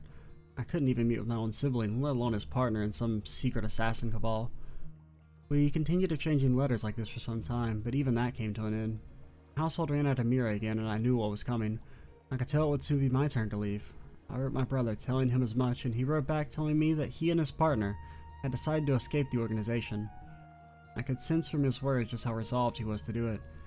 He followed his declaration with a promise to come for me, to get me out of that hellhole of a home. What followed, however, at the very end of his letter was a grim note. This escape somehow ends in failure. I'm going to prioritize my partner's life over my own. If it comes down to it, I'll sacrifice everything to make sure he at least gets out of here. You can trust him. If anything happens, you can rely on him to help. That was the last letter I'd ever received from him. In the end, he never came back for me, and our dad kicked me out. So maybe, I'm guessing it's going to be that he attacked 3 to get 3 to kill him, because that was like their only chance of escape, is going to be the twist. And just as I thought he would, he became a slovenly mess. From the look of it, he had gotten himself addicted to some especially nasty substances, the kind that tend to quickly drain one's finances. I knew they were destroying him physically as well. I had stopped caring long ago. I was done with that disgusting scumbag I once called my dad. I used an intermediary to secure an opportunity to join the organization. It was right as I was entering training that I learned of my brother's death. I was told he was killed by his own partner. It was then that my world began to fall apart. I threw myself headlong into my training, not thinking of anything else. I was distraught and trying to escape reality however I could. I ignored everyone around me and even myself, and I let my soul slip into hibernation and fully assume the role of one of the organization's tools. During the day I would follow orders, not thinking for myself, and then night would come, and I have nothing to distract me. My mind would be tormented by thoughts of my brother's passing. The realization that I was now truly alone in the world shook me, as did the notion that my hands would soon be irreversibly stained with blood. Once the fear set in, there was no escaping it, and I gradually lost the ability to sleep properly. The body does have a limit, of course, and I'd eventually fall unconscious for about an hour a night, 2 if I was really lucky. But it wasn't sleep, not really. It was far too shallow for me to physically or mentally recover much, and what little rest I did get was plagued with nightmares. Even after I had woken up, those bizarre, horrid sensations remained. A year passed like this, with no improvement whatsoever. Despite that, I was able to graduate from the factory at an exceptionally fast pace. That was when I finally had a chance to meet him, the boy who had fought alongside my brother as his partner. He had just finished his own re-education, a consequence of betraying the organization. As fate would have it, we were assigned as partners, and he was the one who had stolen my brother from me, so I was resolved to despise him from the moment we met. I quietly kept a close eye on him, observing each and every one of his movements. Before long, though, something unexpected happened. Perhaps all my pent-up fear and exhaustion had finally boiled over. Perhaps it was just my instincts telling me the truth I had been ignoring. Whatever the reason, one day we went out on a mission, and I found myself able to sleep when I was next to him. I mean, actually sleep, deeply and soundly for the first time in an entire year. There was something about his presence that gave me a sense of security.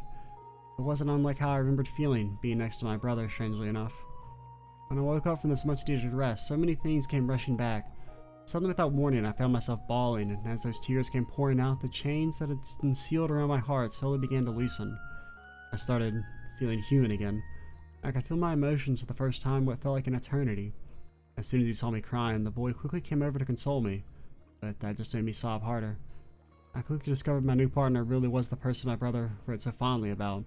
Blunt and a little awkward, but overall a deeply kind person and a very thoughtful partner. Despite being shackled to the organization and forced to kill for years, he had yet to fully surrender his humanity. He did seem to be bearing a great sorrow, one far more intense than anything my brother had described, and I could tell he wasn't the kind of person capable of betraying and murdering a friend to ensure his own survival. Given my brother's letter, it wasn't hard to work out what had really happened. After making their escape, the two were backed into a corner and the prospects were grim. Rather than both of them being killed, it was better that at least one of them survived. The only way for that to happen was for one of them to kill the other and to gain forgiveness in the eyes of the organization. My brother knew his partner would reject the idea outright, and even if he did accept it, he would insist on playing the part of the sacrifice. I was absolutely sure of that much. That's why my brother ended up feigning betrayal in order to get his partner to fight back and ultimately kill him. It was a plan that would spare his partner's life, but also deeply scar him in the only way an unexpected betrayal could.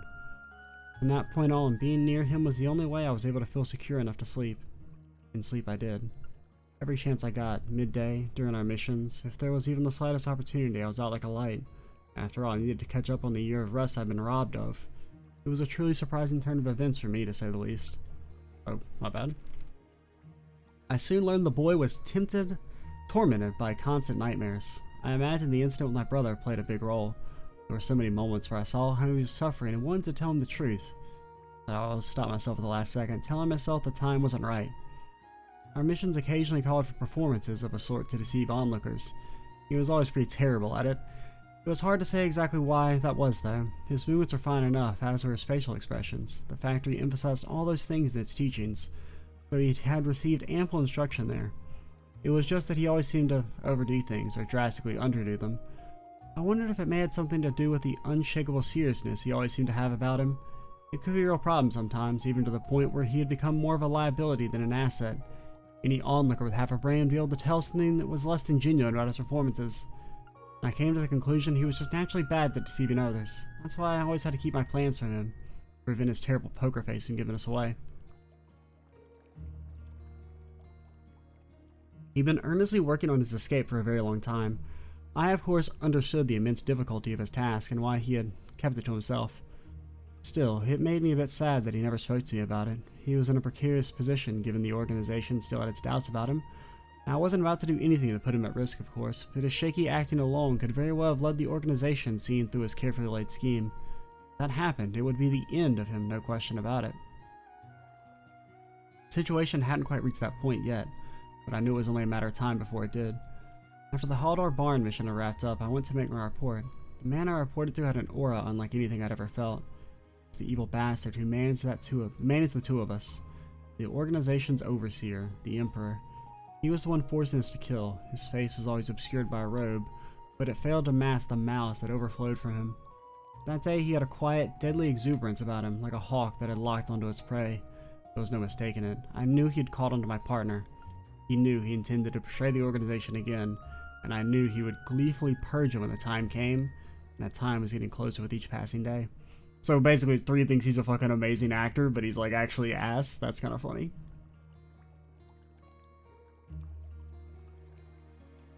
And that's how things are going to be. I told myself I would just have to go ahead of them, put my own plan into motion. The Emperor's intentions were obvious. Aware of the cruel history my partner and I shared, he had made us partners in a bid to slowly push me towards revenge. He knew I'd eventually break and sell my partner out, forcing him to go through another bitter betrayal. The Emperor was looking forward to watching it all unfold. We were both tools of the organization, and the personal playthings of the Emperor's. So I decided to give him exactly what we wanted to see. Once I'd finished my mission report, I told the Emperor of my partner's intent to betray the organization, and I then shared my plan to lure him to a specific place where I would then eliminate him. I gave a detailed explanation, making it as enticing as possible for the Emperor. It was easy enough to gain his consent, even with his face hidden under his cowl. He could hardly contain the excitement in his voice over the coming slaughter. The laugh that escaped his throat was a sound so vile it still haunts me to this day. Later that evening, my partner arrived at the designated location, the base of a hill deep in the mountains. Also, I guess that means she's still fucking alive then. The base of a hill deep in the mountains. At first, he was horribly shaken by the realization that he'd been betrayed again. When he learned who my brother was, though, his face changed. I watched his surprise turn to despair, which in turn shifted to absolute acceptance of his fate. All what I saw heart-wrenching didn't do it justice. I focused my efforts on giving him the most vicious glare possible, one equal parts mocking and murderous. I came up with the foulest, most malicious things I could bear to say, trying to cut him as deep as possible. After all, the buttons aren't doing anything? My controller? Okay, I guess it's died. Okay, I guess we can use mouse and keyboard then. The Emperor was standing next to me, and if I was to be convincing, I wouldn't afford even the slightest hesitation. I stepped forward. I was going to eliminate him. I shifted closer to my partner in order to facilitate my wire attacks, or so I made it appear.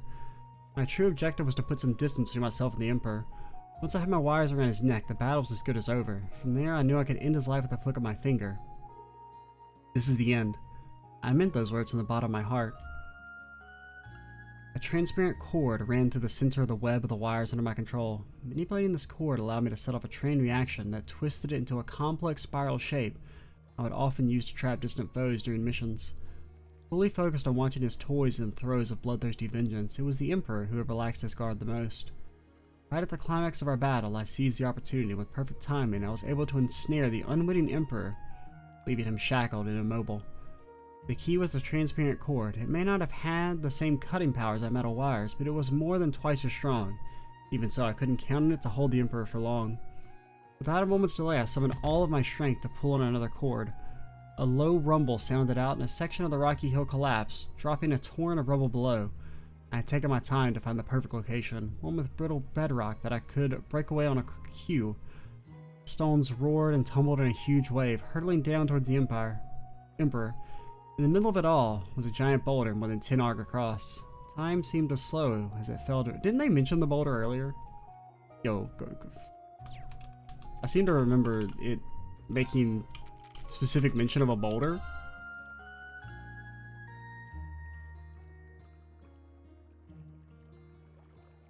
Okay, it just says weathered boulders, alright. It didn't specifically mention one in particular. Because that would have been kind of cool. Okay, where were we? Okay, in the middle of it all was a giant boulder more than 10 arc across. Time seemed to slow as it fell directly down at the Emperor's head. The thunder of the rock slide drowning out all of the sound. Finally it came crashing down. The aftermath looked as though a catastrophic earthquake had just taken place. The Emperor had taken a direct hit from a massive boulder. There was no way he could have survived that. Even if he had somehow had, he was now buried alive. My partner looked on in confusion, still processing what had just happened. "S," I cried out, finally able to use the name I preferred to call him by. I ran over to him and buried my head in his chest. This was when I felt the most safe, by his side. I nuzzled up against him, holding him tight, never wanting to let go. I had never hugged him before then, and I had always been too afraid to do so. "So sorry I said those horrible things," I sobbed. "I'm sorry I couldn't tell you the truth." There was so much more to explain, but those were the things I wanted to say to him the most. Even though he was still reeling from everything that had happened, he was still kind enough to hold me close and try and calm me down. 9. What in the world? Before he could finish his sentence, something I had never predicted happened. A small mountain of fallen rocks and boulders shifted slightly. Pebbles began to ride up into the air. Slow but unmistakable. What's happening? Dumbfounded, all we could do was look on in confusion.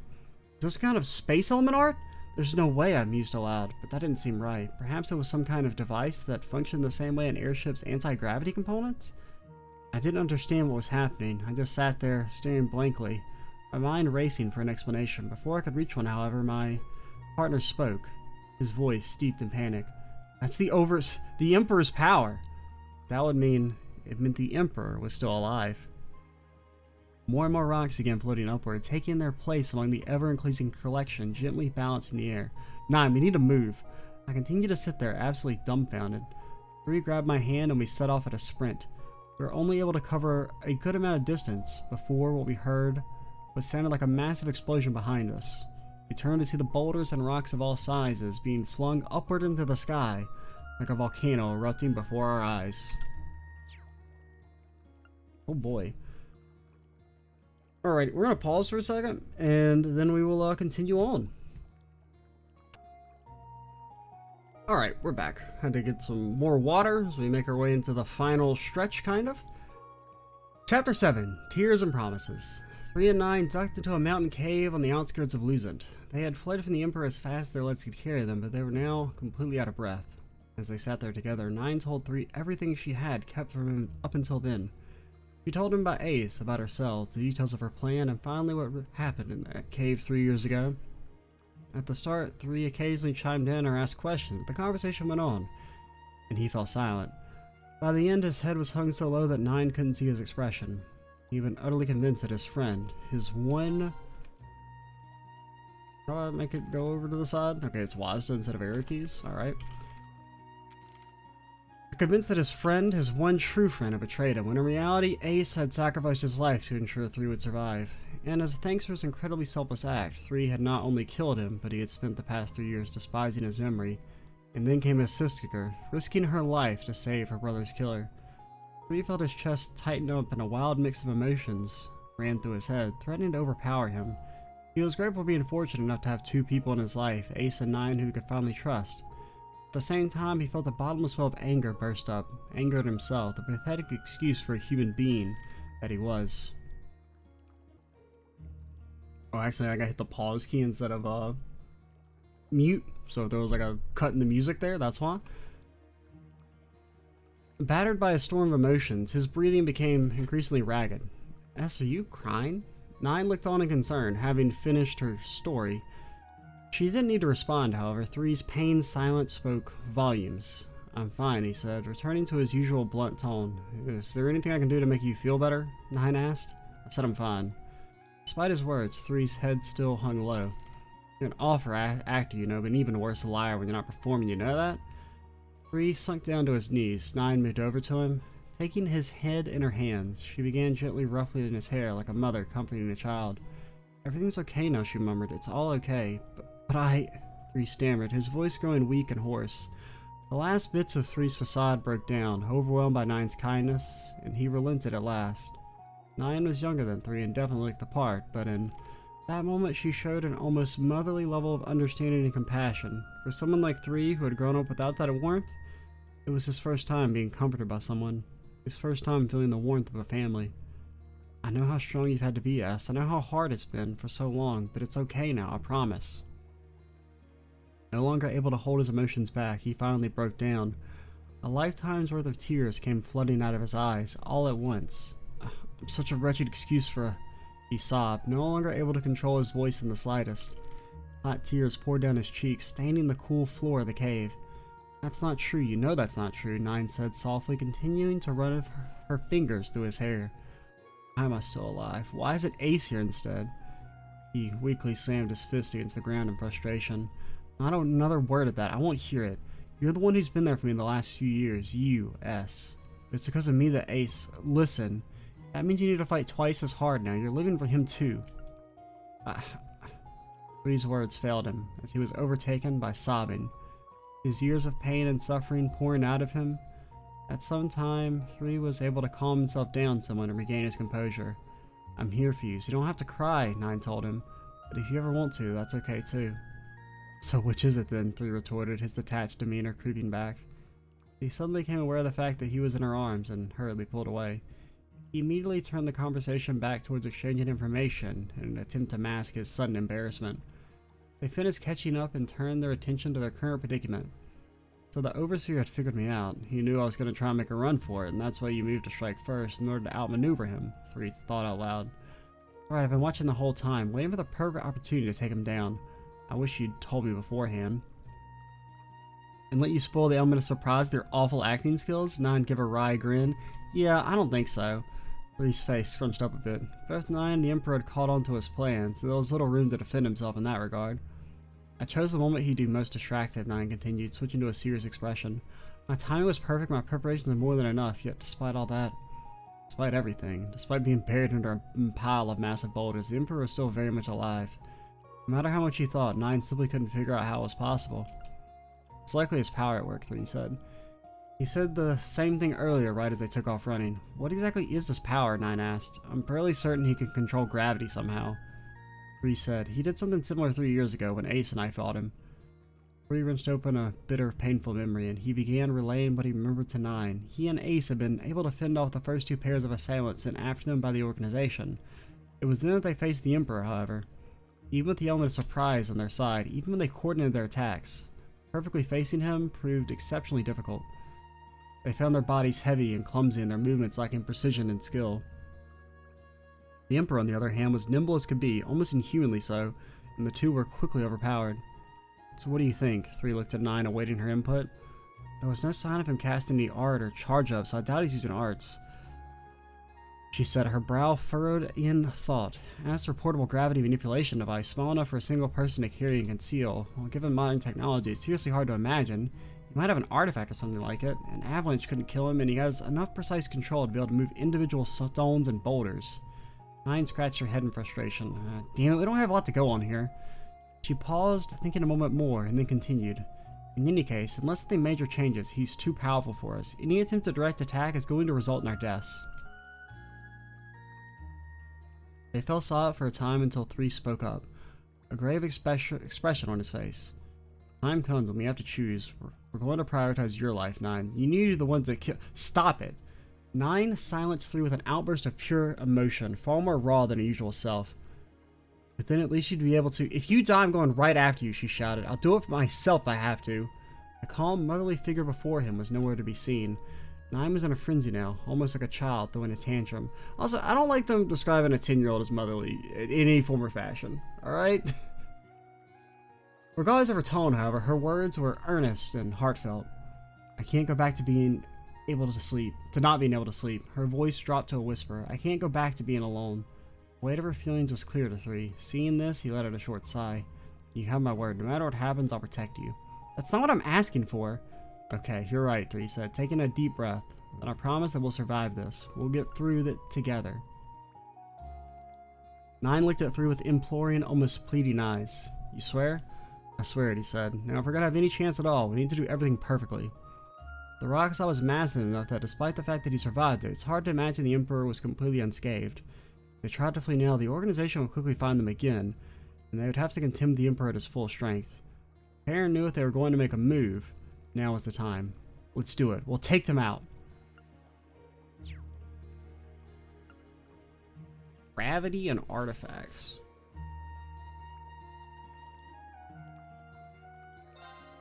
Three and 9 returned to the hill, or more accurately, where the hill used to be.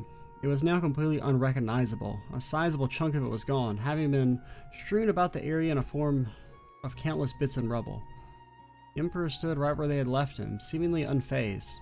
As 3 and 9 had surmised, he had sustained at least some manner of injury. Nothing major, but his ever-present robe, under which he had hidden his face, had been reduced to little more than a shredded cape, half-naked cape guy. Underneath, he wore a gold helmet bearing a crown design. In his hand, he carried a golden scepter with a spherical tip, and his body was covered in golden armor. Think my dude likes gold? It's not actually a very good material for armor, it's too soft and malleable. The word ostentatious was insufficient to describe his heavily gilded countenance. Everything about him suggested both needless grandeur and wicked condescension. Condescension? I knew you'd be back, you two aren't complete fools. After all, the Emperor called out to them. 3 and 9 remained silent as they approached slowly. So have you decided which one of you will gain the organization's forgiveness? 3 and 9 turned to each other and nodded. 3 removed his hand from his sword, leaving it sheathed. 3 knelt down and closed his eyes, showing acceptance of what was to come. In response, 9 pulled out some of her poison needles and silently launched them at 3's neck, or at least that's how she made it appear. At the last second, for the needles parted from her fingers, she deftly altered their trajectory, sending them speeding towards the Emperor instead. The envenomed projectiles whizzed perfectly through the air as ever. However, as they neared their intended target, they suddenly curved downward, sharply, plummeting harmlessly to the ground. Very well, I hear your answer loud and clear, the Emperor proclaimed. Looking up at the pair, you both wish to die today. Not a chance, 9 called out. Throwing another volley of needles directly at the Emperor, their trajectory suddenly shifted again, this time upward. From his kneeling position, 3 quickly shifted his stance and pushed forward off the ground with all of his power he could muster in his legs. He launched himself at the Emperor, breaking into a full-on charge. We've had enough. You're the one meeting your death today. 3 began slashing away at his target with indescribable speed. His lightning-quick strikes grew slow and sluggish as soon as they neared the Emperor, however. With his assailant's speed so drastically curbed, the man was able to use his golden scepter, effortlessly bat aside the boy's assault. In the same instant, 9's second set of needles changed direction mid-air and began falling straight towards the Emperor. He managed to calculate the range of his gravitational field with just a single throw. Once she understood its effect on projectiles, she was able to revise her trajectory. Moreover, she had factored in the increased acceleration from the higher gravity, meaning her needles would hit harder than normal. Despite all that, however, her attack was neutralized by the flick of the Emperor's gilded arm. It was still not enough to penetrate his armor. It was, however, more than sufficient to rouse his ire. You dare to defy me? Me? Livid, he swung his scepter downward. 3 immediately reacted, just barely managing to block the attack with the sword.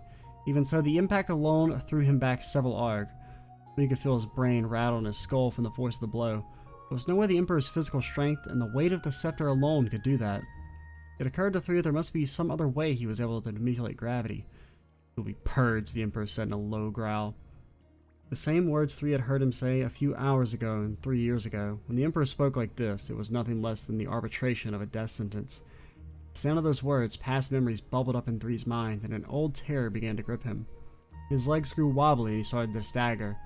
One glance back at 9 was all it took for him to restore his resolve, however. He forced himself back onto his feet, reflexively snapping into a fighting stance. 9 continued to provide covering fire with her needles, as 3 renewed his assault. Their approach proved no more fruitful than before. Even so, as 3 continued to fight under such grueling conditions, he slowly became more capable. His understanding of the foe's gravitational trickery improved, and his strikes grew more swift and precise as a result. The way his muscles intuitively reacted, the angle and the speed at which he swung his swords, he was slowly chipping away at the Emperor's overwhelming advantage. Though 3 may not have enjoyed the same powers of insight his partner possessed, his skills in close-quarters combat were elite by even the most exacting of standards. For her part, 9's cover was solid and unwavering. Realizing her needles had no hope of piercing the Emperor's golden plating, she instead began aiming for gaps between its pieces. It was an incredibly difficult task. but as she grew more accustomed to the disrupting effects of the gravitational field, she was gradually getting closer. She began weaving in offensive arts along with her volleys of needles in order to keep the Emperor on his toes. Her attacks appeared simple enough for her foe to deal with, but they still managed to pull his attention away from 3, even if only for a moment. The fight raged on, and after a bit of time, 3 and 9 appeared to have finally begun gaining the upper hand, yet the Emperor did not seem fazed in the slightest. His expression was unreadable beneath the shallows of his helmet, but it was still clear from his body language that he believed himself fully in control of the situation. 3 managed to land the occasional strike, but even his sword seemed to do little against the Emperor's impossibly resilient armor. In an attempt to land a heavier blow, 3 launched himself into the air, intending to let the gravity carry his swords downward just as 9's needles had. However, he found himself soaring up far higher than he intended, impossibly so, as though he had suddenly sprouted wings. His mark completely missed. He lost his sense of balance and began tumbling through the air.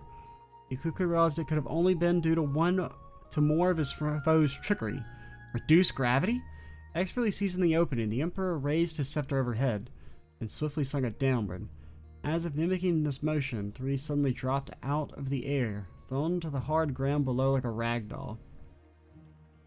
The air knocked out of his lungs, 3 struggled to catch his breath, spitting up mouthfuls of blood in between gasps. Get out of the way, he's not done! Saved by 9's frantic warning, 3 just barely managed to roll out of the way. A split second later, the scepter slammed down to the ground where he had just been. As the gravity-enhanced scepter connected with the rocky ground below, it let out a powerful blast, leaving a crater in its wake. S! The resulting shockwave launched 3 to the side, knocking him to relative safety. Had he taken a direct hit, he would have been completely pulverized. Though dazed, he was still aware enough to signal to 9 that he was okay. He forced himself to his feet. The battle had completely changed. The Emperor had begun manipulating gravity levels on a constant cycle, and 3 was forced into a defensive position. When he managed to get a handle on his foe's barrage of attacks, he found the gravity level altered yet again, forcing him to start back at 0. It was impossible for him to fight in such an ever-changing conditions. The situation was taxing for 9 as well. She found herself forced to constantly recalculate the field's range and gravity value, severely reducing the number of effective attacks she was able to launch. Despite their bleak outlook, the 2 of them continued to hold out. Even when pressured, 3 served as an excellent vanguard, consistently denying the Emperor any opportunities for a decisive strike. 9 meanwhile continued to back him up flawlessly, acting with a surgical precision that ensured no opening went to waste. "S," she called out to him as he leapt back, putting some distance between himself and the Emperor. "I think I figured something out. Let's hear it." The 3 waited for her to continue, keeping his guard up and watching closely for any sign of attack from the Emperor. "Have you noticed anything different from when you and Ace fought him before? Was he carrying anything in his left hand back then?" 3 glanced at his foe's left hand, seeing it empty. He thought back to 3 years ago. Now you mentioned it, I'm pretty sure he had an orb with him, purple, with a golden sculpture of a crow on it. Battle back then was just completely one-sided. Just as I suspected, 9 nodded. Nothing's happening? Even the keys aren't working? Excuse me? What? That was weird. Where were we? There we go. I don't know why, like, the keys weren't working for some reason. 3 had also sensed something was different, but had simply chalked it up to the Emperor toying with them, as he didn't consider them to be a true threat to him. Factoring what 9 just pointed out, however, cast things in a much different light. "Oh, so you've realized?" The Emperor paused his onslaught as though in recognition of 9's keen observation. "See the implements he has on him now? I suspect at one point he had 4 different artifacts that let him control gravity." "4, huh?" 3 said, taking note of the Emperor's equipment. "Right, a helmet with a crown motif that can increase or reduce the overall level of gravity, armor that absorbs the force imparted by attacks the moment they're received, a scepter that sends out a devastating gravitational wave when it makes contact with its target, and an orb with a crow perched on it that allows its wielder to alter gravity on a target-by-target basis." 9 paused her explanation for a moment as she looked defiantly at the Emperor. The reason he had worn that tattered cloak was clear. If someone were to wield so many artifacts at once as he did, it would be necessary to conceal them. Failure to do so would surely attract unwanted attention from the church. I feel like this dude's not going in public regardless, but, you know, what do I know? Shady, tattered crow robe guy seems like he would probably, like, you know, hide out in a cave forever and, like, eat rocks. Now that you mention it, this time around he hasn't been moving faster while slowing us down at the same time. He said, "When we fought him before, we couldn't even touch him." It was true that in their fight against him, 3 and Ace have been struggling under different levels of gravity than the Emperor. There was no doubt that he was toying with them in the present, but at the very least both sides were battling under the same levels of gravity, constantly shifting as though they were. As such, the pair's odds of winning were much better this time around. I think he's either lost the orb at some point or was damaged or destroyed in the rock slide, Nine explained. Harry realized that this was true. Now was their best chance to take the Emperor down once and for all.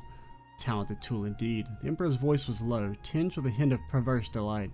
Artifacts aware, collectively known as the Monarch's Regalia. I'm impressed you were able to analyze their capability in such a limited amount of time. You Nine of Swords are truly outstanding. I don't want your praise, you bastard. Ignoring Nine's retort, the Emperor continued on, his exhilaration giving way to a violent savagery. Even the greatest tool is worthless if it will not submit in its rightful place in my hands. His body began levitating, broken chunks of earth underfoot rising upward with him. With all the force he could muster, he swung his scepter into a nearby boulder, and worthless tools must be disposed of. In that instant, the boulder shattered into shards of all shapes and sizes and were sent rocketing towards Nine. Watch out! 3 cried out. The shards flew like a salvo of bullets from 1,000 different guns, all of them pointed directly at one target. It was a grim sight, not unlike a single soldier standing for the assault of an entire army. Panic, 3 rushed into the line of fire. He brandished his swords and did everything he could to prevent the shards from reaching Nine. He deflected and broke what he could, using his body as a shield for the rest. There was a considerable distance between himself and Nine, one he could not cover easily. By the time he had leapt in the way, a great many shards were already too far ahead. 3 was too late. Nine had no realistic chance of avoiding the entirety of the attack, and instead devoted her efforts to simply avoiding the worst of the pieces of stone flying at her. There were far too many, however, and one managed to slip through her defenses. He suffered a direct hit to the abdomen, and a red mist sprayed from her mouth as she crumpled to the earth.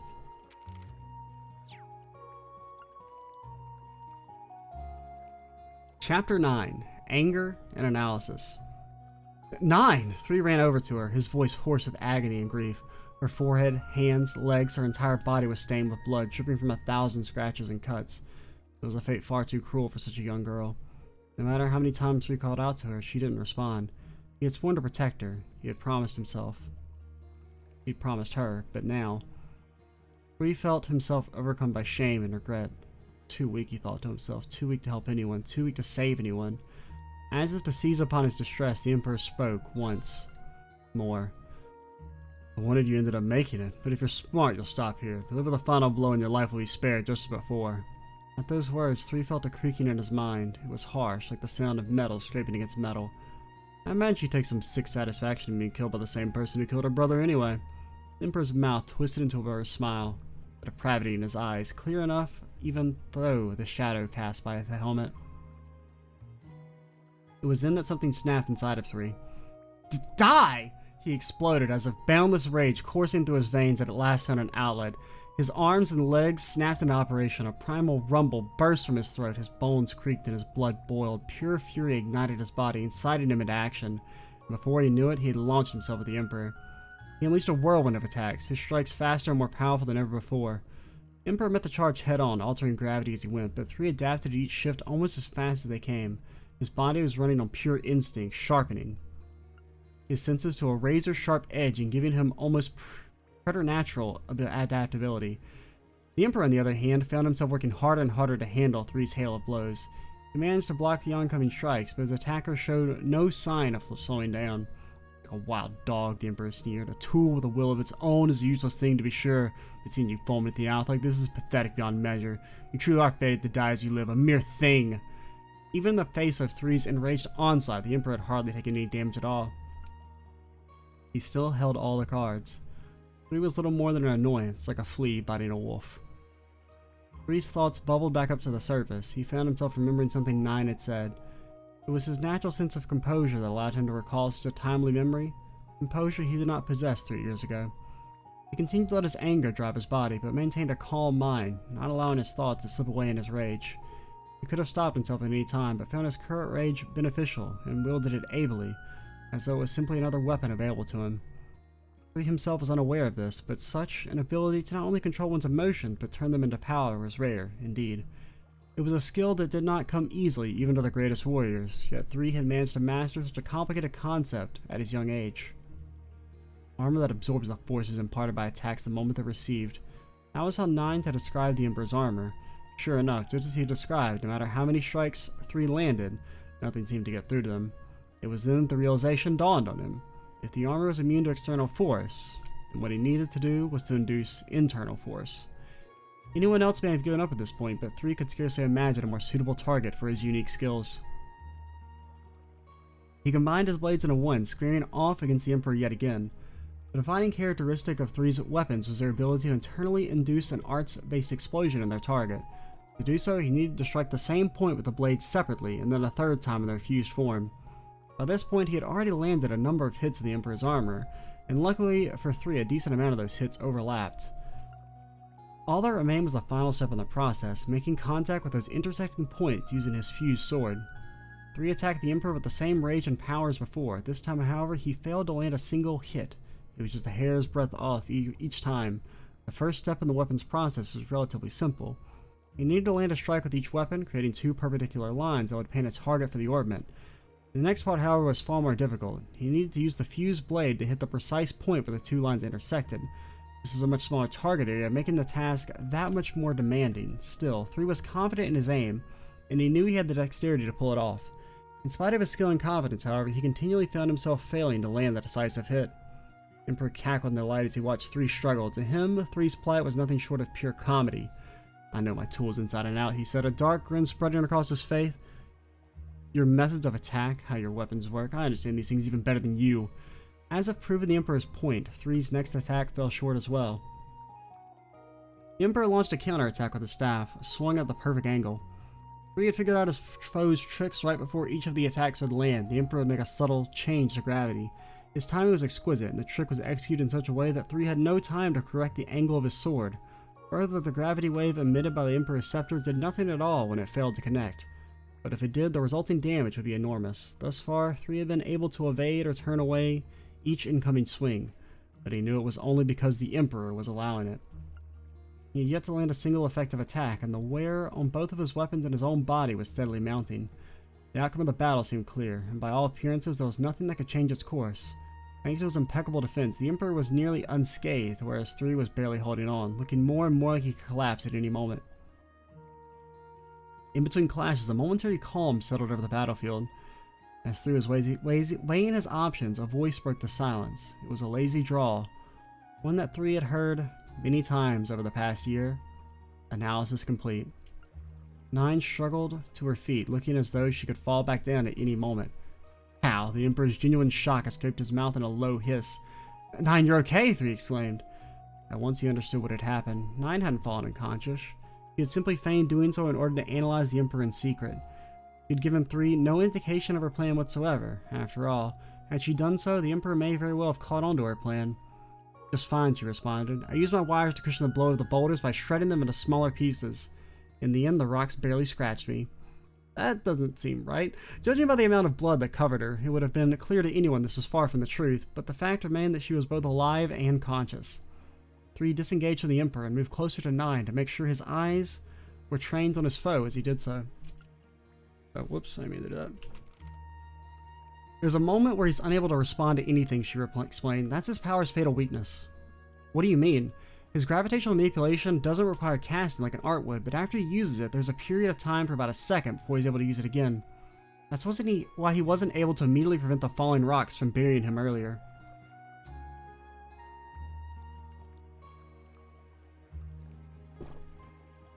But the way he's changing gravity is so precise, he said, thinking back on their battle. How could he have managed that? He was just reading your movement, S. He knows how you fight like the back of his hand. Wait, what? 3 exclaimed, the surprise in his voice true. It's true, 9 responded. The way he manipulates gravity is determined before you even start your swings. He knows your tendencies well and uses that knowledge to predict your actions. Is that even possible? Asked 3, his mind racing. It is, unfortunately, 9 responded. He's not using an artifact for it either. His mind just works that quickly. He's a monster through and through. Emperor let out a low chuckle.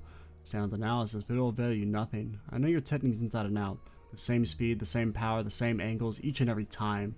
There's no way you can possibly undo years of the habits we've so painstakingly drilled into you. 9 looked up at him knowingly.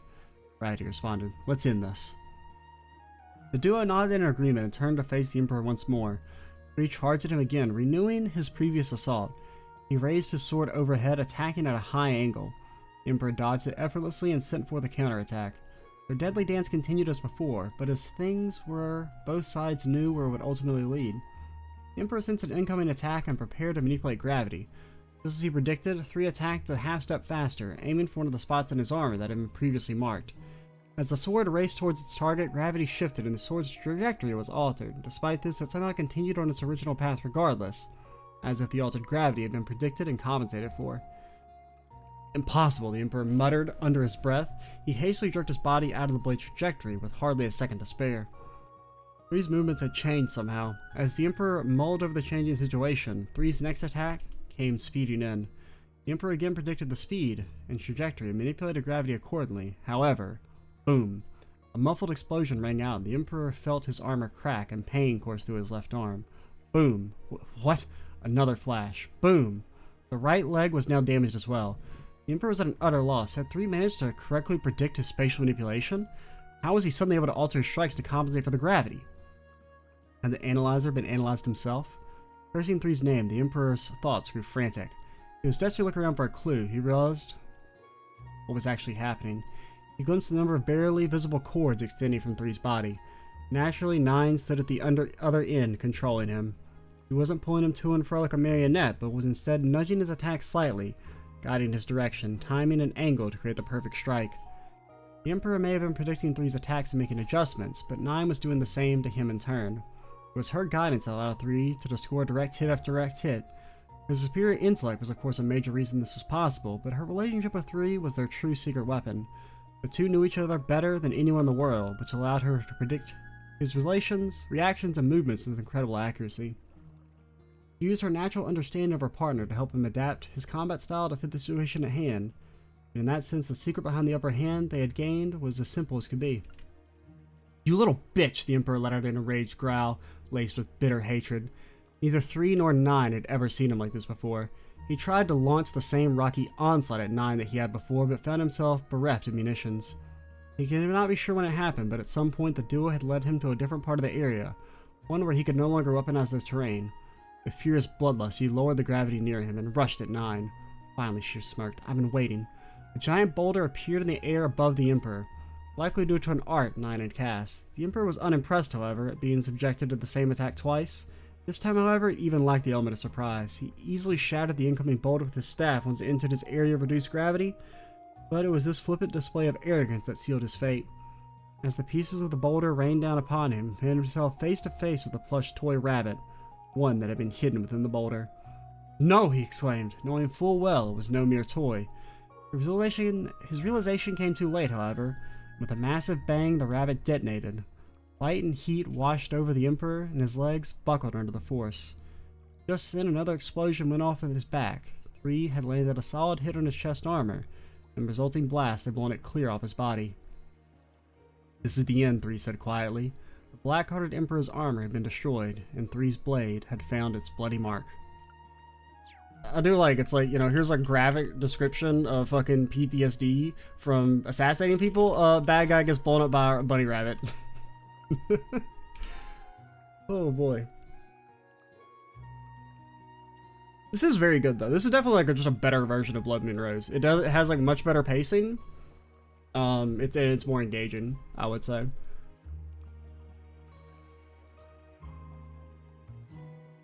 Chapter 10, Essen 9. The Emperor had fallen to his knees, 3 swords protruding from his chest. He looked up at the sky and gave a dry, bitter laugh. "Found some humor in the end, have you?" asked 3. "To think you two would best me," the Emperor said, his voice weak.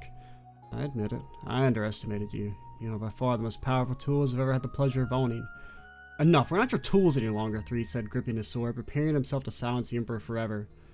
So he thought to himself, the moment to kill had come. Yet again, the thing he hated most, the thing he would never grow accustomed to. Things were different this time, given that the man who stole away his humanity in the first place now sat at the end of his sword, but that didn't stop 3's hand from trembling. "S," 9 said, gently moving closer. "We'll do it together, okay?" Her typical light and relaxed expression was now serious and sincere. "Okay," 3 responded. This was it, the moment where the two would put their tragic past to rest. 9 placed her hands on 3's, steadying his weapon. Her warmth abated his trembling ever so slightly. They moved to raise the sword together. In response, the Emperor spoke once more. "Every arc of your path thus far has been stained with blood. Just as the rest of your lives will be. Your fates are immutable. Kill or be killed. Control or be controlled. You will end up no different than I. We will ever be one and the same. You're wrong, said 9. We're no longer anyone's tools and we'll never force anyone else to be ours. After this, we're done, said 3. You're the last person we're ever going to kill. The two took a deep breath and spoke in unison. Farewell. Off in some far-flung region of Calvert, a horse-drawn carriage plodded along. Aside from trains, most terrestrial transportation had long since switched to orbital cars, so such an old-fashioned mode of travel was a rare sight to be seen. The more rustic method did have its certain undeniable charm, however. The boy drove the carriage while a young girl of about the same age lazed about within. Makes you wonder how he got away with that, the boy said. Thinking back to the Emperor's face, the one that had been obscured by both cloak and helmet, his appearance had been a poor fit for his monster's behavior. If anything, he had been rather handsome. Well, if you don't mind rumors and hearsay, I might have an answer or two for you. The girl's response came from within the carriage, delivered in her usual sleepy drawl. I'm listening. Well? The girl's story went something like this. In the small country in some corner of the world, there once lived a vile, oppressive king. His reign was tyrannical, his rule evil, and his people lived in fear. One day he died, and his son, the crown prince, was enthroned. The prince, this new king, was at his core a kind and gentle soul who strove to govern in a fair and just manner. He was determined to avoid his father's errors, but perhaps because they were too accustomed to fear, no one met this new king's ideas with an open mind. Free assembly and speech had already been brutally suppressed during his father's reign, and the people's rage had already reached a boiling point. Violent voices grew louder and louder, eventually resulting in a revolution. The Revolutionary Army launched an assault on the royal palace and forcibly converted the country into a republic. Holding the new king accountable for his father's sins, suddenly finding his life at risk, he had no choice but to flee, leaving behind his country and his entire way of life. You tell me this prince eventually became the overseer? The boy asked, his brow wrinkling in thought as he turned the story over in his head. You can say, shrugged the girl. I don't know if a kingdom like that even existed in the first place. Maybe. The girl rolled over to continue dozing as the carriage bumped and bounded on its way along the road. Assuming this is more fact than fiction, then what? The boy asked. He was too kind and lost control of the kingdom, so he developed a powerful desire to control others? It's hard to believe. The boy trailed off. He had no intention of giving the overseer even a shred of sympathy, based. But strangely enough, he did find himself feeling a little pity for the man, not based. The boy and girl fell silent for a few moments. The only sounds that could be heard were the clopping of the horses' hooves and the creaking of the carriage. The boy broke the silence. What is it? The girl raised her head from her nap. Her voice remained as relaxed as ever, but the boy's tone suddenly grew tense. Is there any chance you could ever forgive me for what I did? What happened between me and your brother? No. The girl's response was swift and blunt. The boy fell silent, and he had no right to scorn her answer. Never, she continued, because he was my brother and I loved him. He was the only family I ever had, so... The girl paused for a moment, her cheeks flushed red, and then continued in a much louder voice. So if you ever want me to forgive you, you can't ever leave me. We need to stick together through thick and thin, you and me, in an S. And the boy smiled, his fears a moment ago having left him. Of course, we'll always be there for each other. I'll have your back and you'll have mine. The girl could barely contain the emotions welling in his chest at this point. Fortunately for her, the boy continued talking. I do my best to fill his shoes from now on, and that includes making sure you get the education you need to grow into the best person you can be. This was in fact not the answer the girl had been looking for. No, not fucking school. No, I'll fucking be mentally abused instead. No, not school. I'm not talking about education, she exclaimed as she started violently shaking the carriage in frustration. What could be more important? Hey, calm down. This thing can't take too much abuse. It's rickety enough as it is. If you make it fall apart, we'll have to walk the rest of the way. The girl settled back down, still not fully satisfied with his response, but resolved to leave things be for the moment. The topic changed again. So, any ideas? For the time being, their plan was to head to Liberl or Le Mans, just as the boy had initially planned. But where from there, they had yet to give it much thought. They knew they would be pursued by any number of people from the organization. Despite this, the two knew that as long as they stuck together, they'd find a way to manage. For the moment, they reveled in the idea of an unknown future. A new path to tread that was all their own. In any case, we need to find some kind of work, the boy said. Anything in mind? Well, he mused, a confident smile growing on his face. When we consider our skill set, how about something in theater? Not on your life, the girl swiftly retorted. Think about it, S. You're a terrible actor. Hey, I'm not that bad. I'm sure a play would be way more less pressure than an assassination mission. The tad deflated, the boy sank back into his seat. But then threw out another idea, one somewhat more plausible than the last. I know how we'll become bracers. No way, the girl rejected the idea again, but with a little bit less of a bite than before. I heard they get super busy. No sense escaping one grave just to work yourself into another. Yeah, and they don't fucking pay you shit. There was also the question hanging in the air over whether the Brassica would even consider taking on people with the duo's unique background. Yeah, they don't care. Brassica takes anybody, pretty much. All things considered, however, it wasn't the most outlandish idea. Fine, fine. What's your bright idea, then? Me, the girl yawned. All I want to do is lay around in bed every day. Just sleep, sleep, sleep. Based. You're ridiculous, the boy sighed. His face then lit up suddenly as he remembered something. What is it? Names, he said with a hint of excitement. I just realized we haven't shared our real names with each other. Right. In is short for Nadia. That's her real name. Mine's Swin. Huh? The girl said, hiding with a small smile. So S wasn't too far off then. Pretty crazy coincidence. It was a good reason her nickname for him had been so close to his real name. Her brother had mentioned it in one of his letters. She had known Swin's name before their paths ever crossed. Though they had worked together for a bit, she decided she wanted to call him by something that resembled his actual name, rather than his organization moniker. This, however, was something she intended to keep for herself. On the end, you always be S to me, and I'll always be N to you, right? Yeah, you're right. The carriage continued its slow roll forward, add to their conversation. It was profound at moments, but was otherwise silly, lighthearted, and most of all free. The boy's name was Swin, S. The girl's name was Nadia, N. Together they were travelers discovering their newfound humanity. The end. That was really, really good. That's probably, I mean, I feel like I say this for like most of the books after we finish them, but that's probably the best one.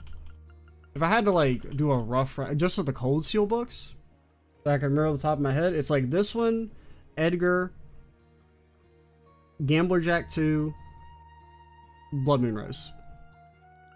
Blood Moon Rose just had too much fluff to it. It had some good parts, but like this one I felt like had very little fluff. Like even with it being long, I feel like it used its length accordingly, right? With you know, the backstory chapters added a lot, and just like being willing to be a bit more like brutal and realistic in its descriptions helped it for like the content that you're going for. Now I do pretty much have to stop talking because my voice is about to fucking die. Because I've been talking for like 2 hours with only like a couple small breaks. We do still want to do the other books. I will read those in their own video. Should be a bit shorter, hopefully. I mean, I would be very surprised if it's as long as this one, since we're a little over 2 hours, I think. Because I had to accidentally pause or stop the recording instead of pausing it at one point. Alrighty, that's gonna be it for our first bonus video. Still got the other books, reflections, tier lists, potentially other stuff. I don't know. We'll see. Man, I cannot. It's just so weird playing with mouse and keyboard. I mean, it mostly works. It really is just like menu control stuff is weird. Like the fact that escape doesn't open the menu is like baffling to me. I don't even know you open the menu. Q is that? E? That's weird. I mean, it's not that weird, but it's a little weird. Man, it's crazy to think that I played through Sky. I mean, actually, I feel like Sky actually had really good keyboard and mouse controls. I can see a lot of fish here. Because I played all the Sky games on mouse and keyboard, and it was fun. But, like, I couldn't imagine playing... I just feel like, I mean, you can, of course, rebind them to be something more normal, but opening the menu with E is just weird to me. But alrighty. I'm Extra Cheesy 87. Stay tuned for the next part. And bye, guys.